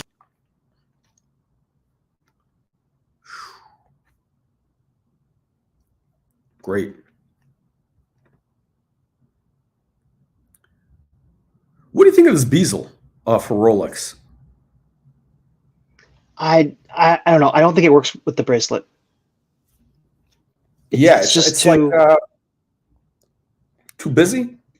Yeah, no, I think it's because when you have the hobnail, it's really difficult to get it to kind of work with other things. Like it has to be very specific. Maybe if you had like a mesh bracelet, maybe it might work.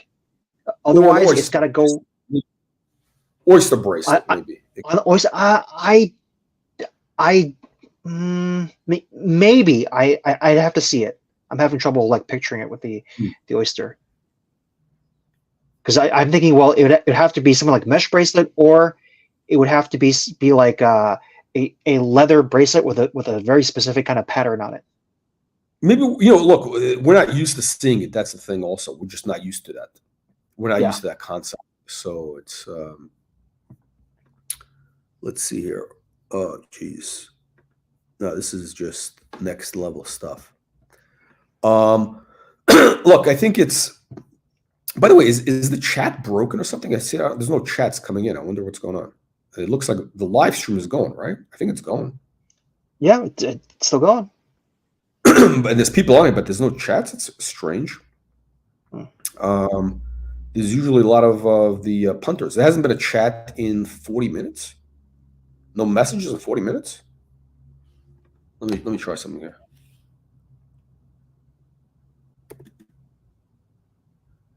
Yep. I don't know, maybe two. I see it. Yeah. Strange. Okay. Who knows? Who cares? No, it's interesting because a lot of times most of the viewers come in actually not most, all the time. Most viewers come in, excuse me, not during the live, but on the replay. Like the replay, we could have 800 and 1,500 people, and there only will be 50. Not even 50. There'll be 10 people watching the live stream, and there's going to be 1,000 people watching the replay.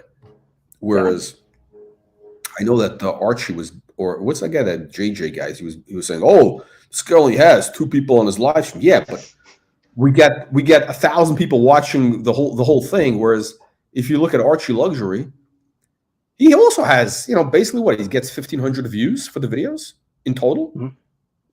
So it's like, and this guy's doing it for what, 15 years? What the hell is he talking about? This is like, that's all. That's not impressive.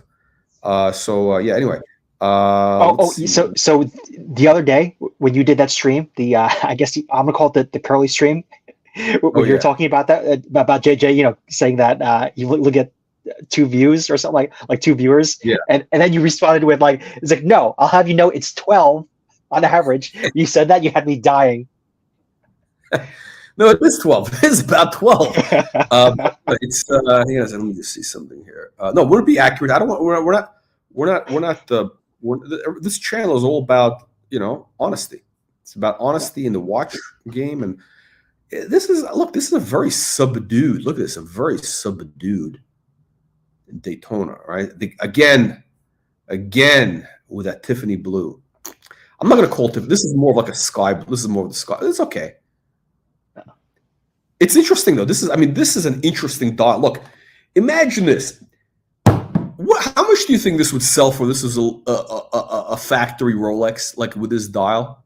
Do you think this would be like the hot? Sure. Yeah, like if this were done by the factory, this is probably be like, I don't know. I wouldn't say like a 101, but this would be like a very, very small production to do something like this. So I think if you find one, I don't know, this could go for like, just from what we've seen from the other auctions, like I wouldn't be surprised if this was asking for like $250,000 for this. Yeah, but then again, it depends on how big the production run is. Oh, they added a domed glass? So they did something different also with the glass, which we can't really see in the photo. This is very like low key and very interesting. Like, yeah, it's so like subtle, elegant. I mean, yeah, like very I think restrained. Very restrained. That's the word I'm looking for.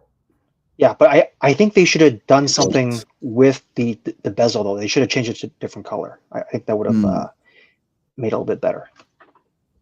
Let's keep going through. Also, okay, so we got a what does it say? A deep sea? Is it deep sea? Oh yeah, deep sea.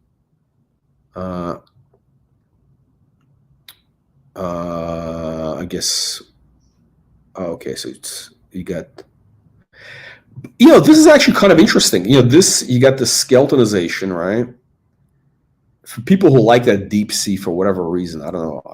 Who knows why, but now when you have this look, it's almost like an RM. It gives it like the RM vibe a little bit. The dial. I mean, yeah, it's these guys have really good imaginations.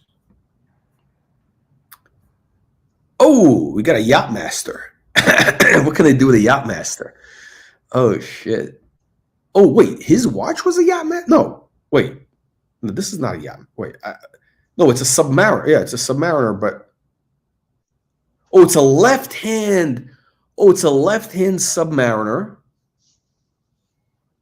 You got a left hand submariner, and yeah, it's got all that stuff. Oh, so this is the watch. We couldn't see the full thing.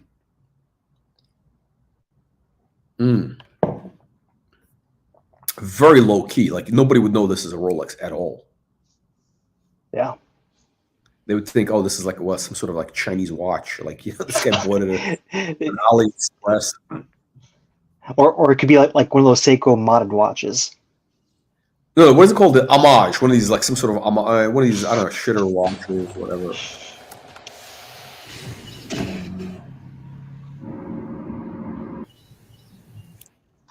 Okay, let's get the whole video.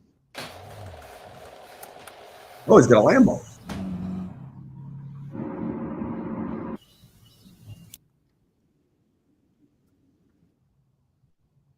I don't understand like what this is all about. Like I don't get it. Like I don't know. Okay. Let's see what else they have here.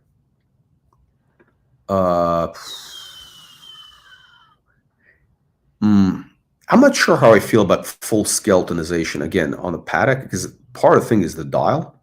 It's not as good as the as a Royal Oak, but still, it's a little too. It's a little bit. I think you do need to kind of respect that dial. Yeah, I think these guys should stick to like Rolex basically and things like that. Like not stuff where I don't like these hands. The hands don't work here. I mean, these dolphin hands, just like I don't know, just what's going on. All right. Yeah, I think I think the Rolex, that's their sweet spot. Look at the fonts. The fonts are amazing that they have here on the subdials. It's kind of like a racing. Yeah. Okay. Oh, one of the punters wants to know what you're drinking. I'm drinking actually. I'm actually drinking green tea, and this is actually, you know what? This is kind of embarrassing. This is it says organic green tea, and this is from Trader Joe's. Trader Joe's is actually cheap quality. A lot of this stuff is like they have a couple things, Richard, but like they have Trader Joe's where you live in Oregon, Portland. Yeah, they should. Right? I think they're in all the states. Oh, okay. No, yeah. So I think some of their stuff. Yeah, I know some of their stuff. Why is it that their like fruits and vegetables go bad very fast? What do you suppose that is? It has to do with the distributor. It's just like if you go to Costco for their produce goes bad quickly as well. So it's got to be a distributor issue. So what does that mean? In other words, they're getting stuff right before, like they're buying it cheap, like right before it goes bad. It could be like some sort of like volume thing, like if they're getting it from the same supplier and then they have to kind of ship it off to different stores, so it just takes longer in transit. It could be one of those things. Okay. Or it could be they could just be buying produce that's like been, I don't want to say it's been sitting around, but it's not like, you know, it was just recently picked. Yeah. No, because, you know, like a lot of these guys, I haven't seen this anywhere else, but, you know, in New York, if you go, like, you know, all over Manhattan, right, you have these guys, these fruit vendors or whatever, vegetable vendors, you know. Yep. Yeah. They got a little cart, and they have amazing prices on fruits. Like basically like a third of the price. It's like basically 80% off of what it is at a grocery. For sure at Whole Foods, right? Like 75%. It's like, you know, but the thing is, so what these guys do is they basically get stuff from a distributor, like literally, like, you know, they buy like the stuff like 2 days before expiration or something, right? So, you know, you buy that stuff, it's good for like a couple of days, but, you know, you just buy enough and the price is right. Yeah. And they don't have a storefront, they just have the cart. Yeah, it's I think it's fresh. I mean, like, I'm a big fan. They have great prices. That's the thing I miss about living in New York is, you know, you don't have that type of thing. It's kind of a pain in the, you know, I'll tell you, it's a really pain in the ass. It's like when you have to like drive everywhere, everything is a drive. Or, you know, it's, you know, you don't have that whole yeah, and there's only really very few cities when you think about it that can actually do that. You got to have that big scale. Like, I don't know how many big like, which you have that. You got it because you need volume of people. You need scale. All right, let's see what else these guys have. Okay, we're down to like some kind of basic. I want to close out with one really good watch from these guys. I want to close out with a good one. Again, I'm getting annoyed with the blue. I'm really getting irritated because this dark blue really bothers me. This is like, I find it very boring. Okay, let's see. Wow, look at the hands. Look at these cool hands.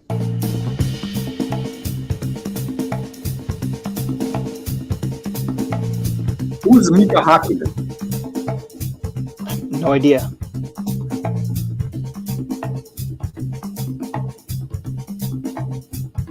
Let's take a look. Yeah, look at the hands. These are like, it's got the Richard Mille look, no? Oh, those arrow hands? Something else, yeah. I was thinking more like, oh, that looks like some of the Omegas have hands like that. Oh, really? I mean, but they're not skeleton hands. But they're like cool, very modern.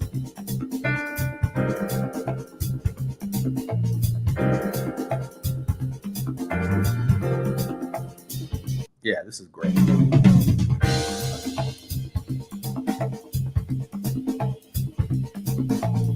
It's great. I mean, like, why can't Rolex do that? Huh? You know why? Because they just want to make money. It's just a greedy. No, really, they're just a greedy corporation.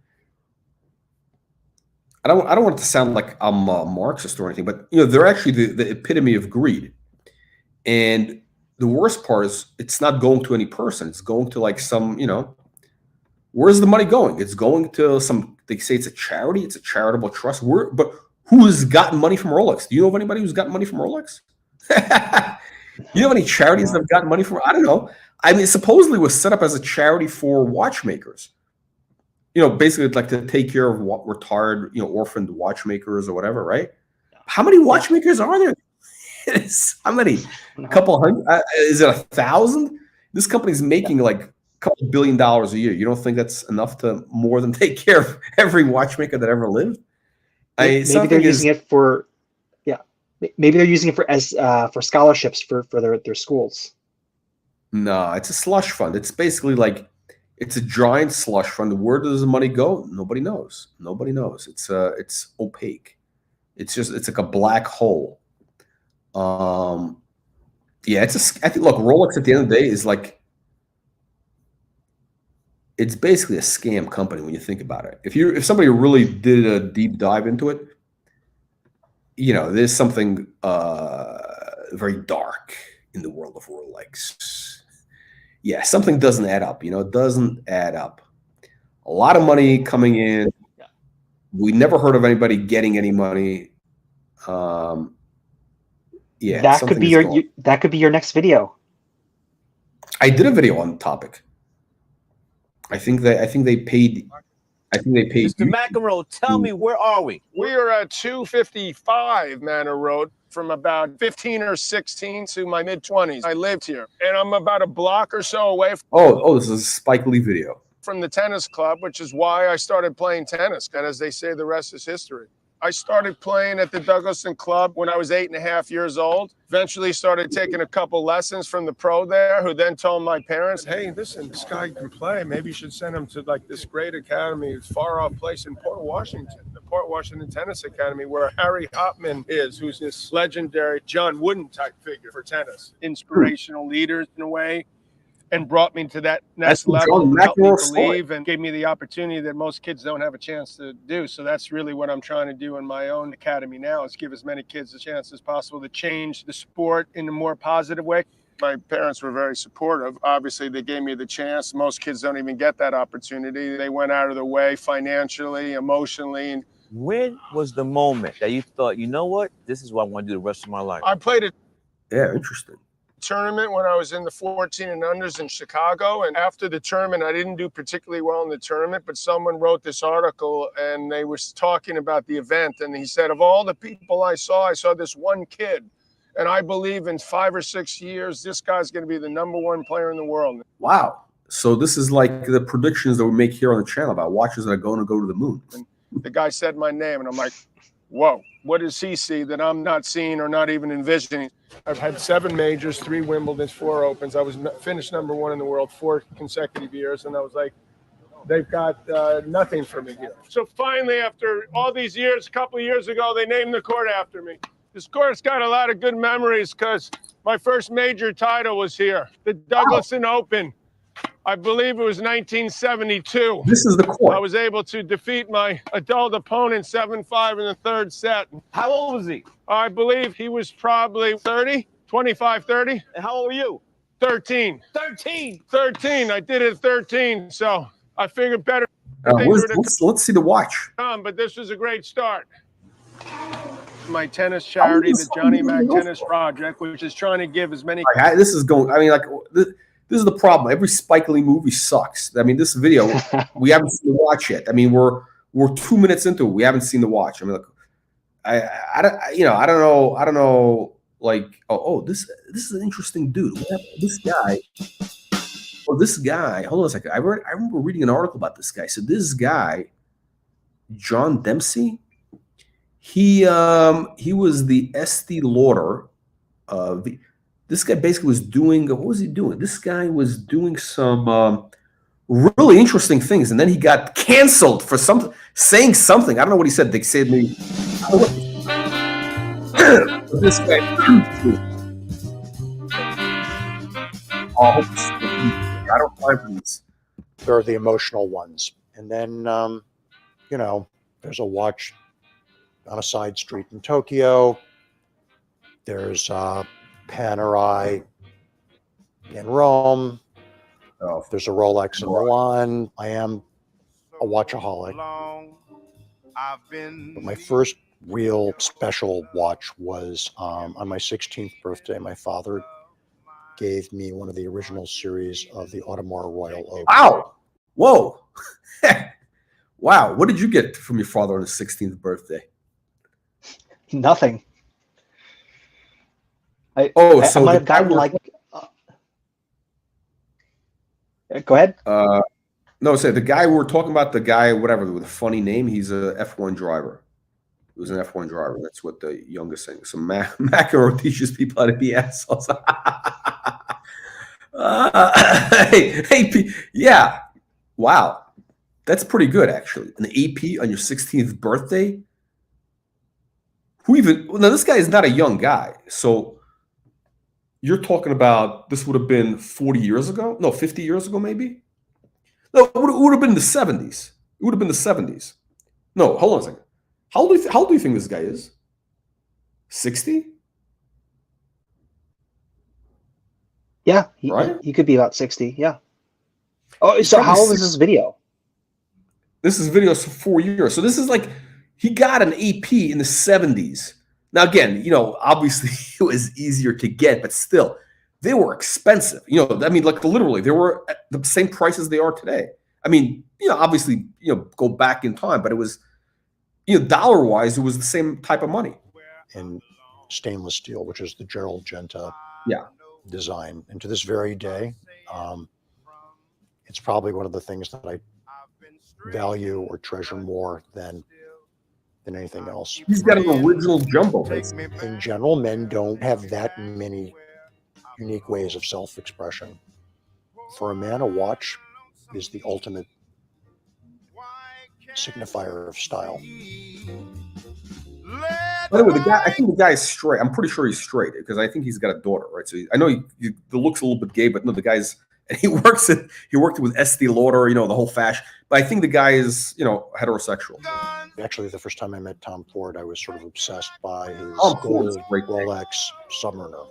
Wait, how did did he pronounce a Submariner? Okay, so Tom Ford, I'm shocked. Tom Ford would have a Rolex gold Submariner? Interesting. Like all of a sudden, I thought, like, where am I going to find this gold Rolex Submariner? So I started calling like every. What is it called? Did you hear what he said? He called it a Submariner? Yeah, he's like smushing the words together. Yeah, crazy. Watch dealer in New York and all over the place. And actually, I found it like at an airport when I bought it as I was going to catch my flight. So I was at Berluti and I was having a fitting on my suit, and the director of the company said to me, "You have the most gorgeous watches. Do you know about Artisans de Geneve?" Oh wow. Okay. Interesting. Okay, Berluti, heavy hitter. All of a sudden, before I knew it, the watch was on its way. One of my favorite pieces. Okay. Interesting. I was inspired by the iconic Daytona.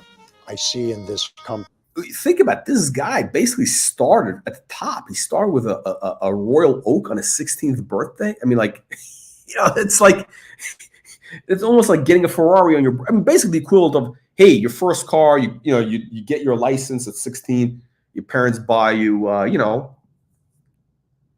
Ferrari or a Lambo, like, company and this brand. Where do you go from there? Something that has real depth of quality craft. And it's nice because it's also sort of a well-kept secret. I'm John Dempsey, and I'm wearing my Artisans de Geneve Tribute 6263. That's it. That's the whole video. Okay, this is an easier watch. Submariner. That's going to be our new thing. Instead of saying Submariner, we're going to call it a Submariner. Let's see what else we got here.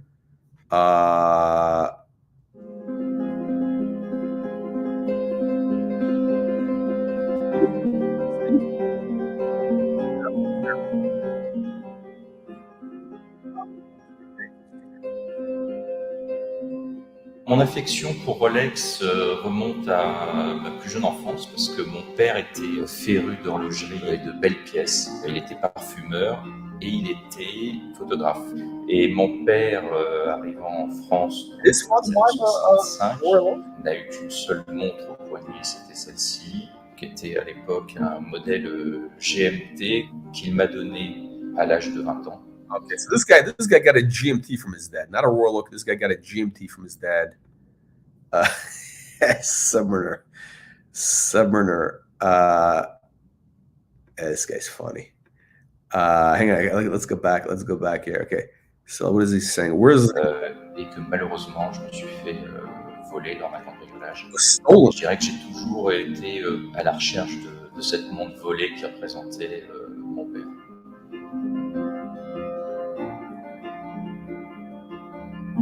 Je pense être plutôt amateur de montres que collectionneur. J'achète une montre en me disant à chaque fois, cette montre sera ma montre, sera la montre. J'ai toujours été attiré par les montres que l'on ne voyait pas partout.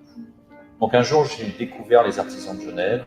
Leur indépendance leur permettait de pouvoir répondre aux besoins que j'avais, à We got an unboxing here. We got the unboxing. savoir personnaliser la montre.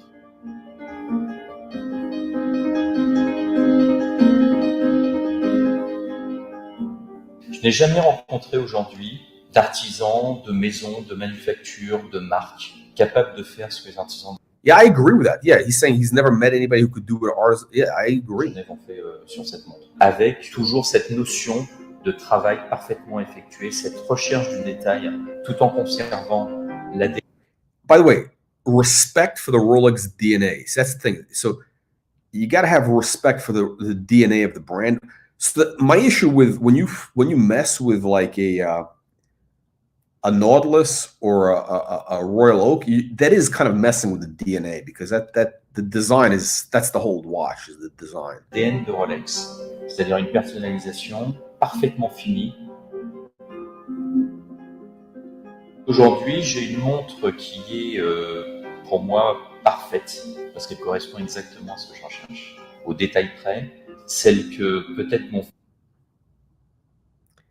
Now I don't know, what did he do here, because it looks like a basic Daytona. Like what? How much? It's like, what did he do? He changed the bezel. I don't know what he. fils, sûrement, que mon fils aura plus tard, quand je ne serai plus là, et il dira, ça c'était la montre de mon père, et mon père est le seul à avoir eu cette montre, et je suis seul aujourd'hui à avoir cette montre qui a été commandée par mon père. By the way, it's an interesting thing, right? Like, this guy is buying the watch, and he wants to pass it down to his son. But the idea is that, hey, this is the watch that my father wore, which was made for him, right? So it's really his. It's basically part of him. It was his idea. It's like, that's the whole.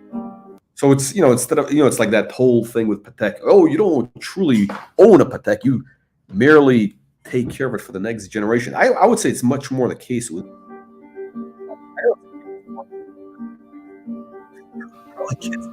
Je suis Georges, Does he get it? et je Okay, so what is? porte ma tribute. I don't know what this is. I don't know what this watch. I don't know what they did here, because his watch looked very basic. Very basic. So let's go back. All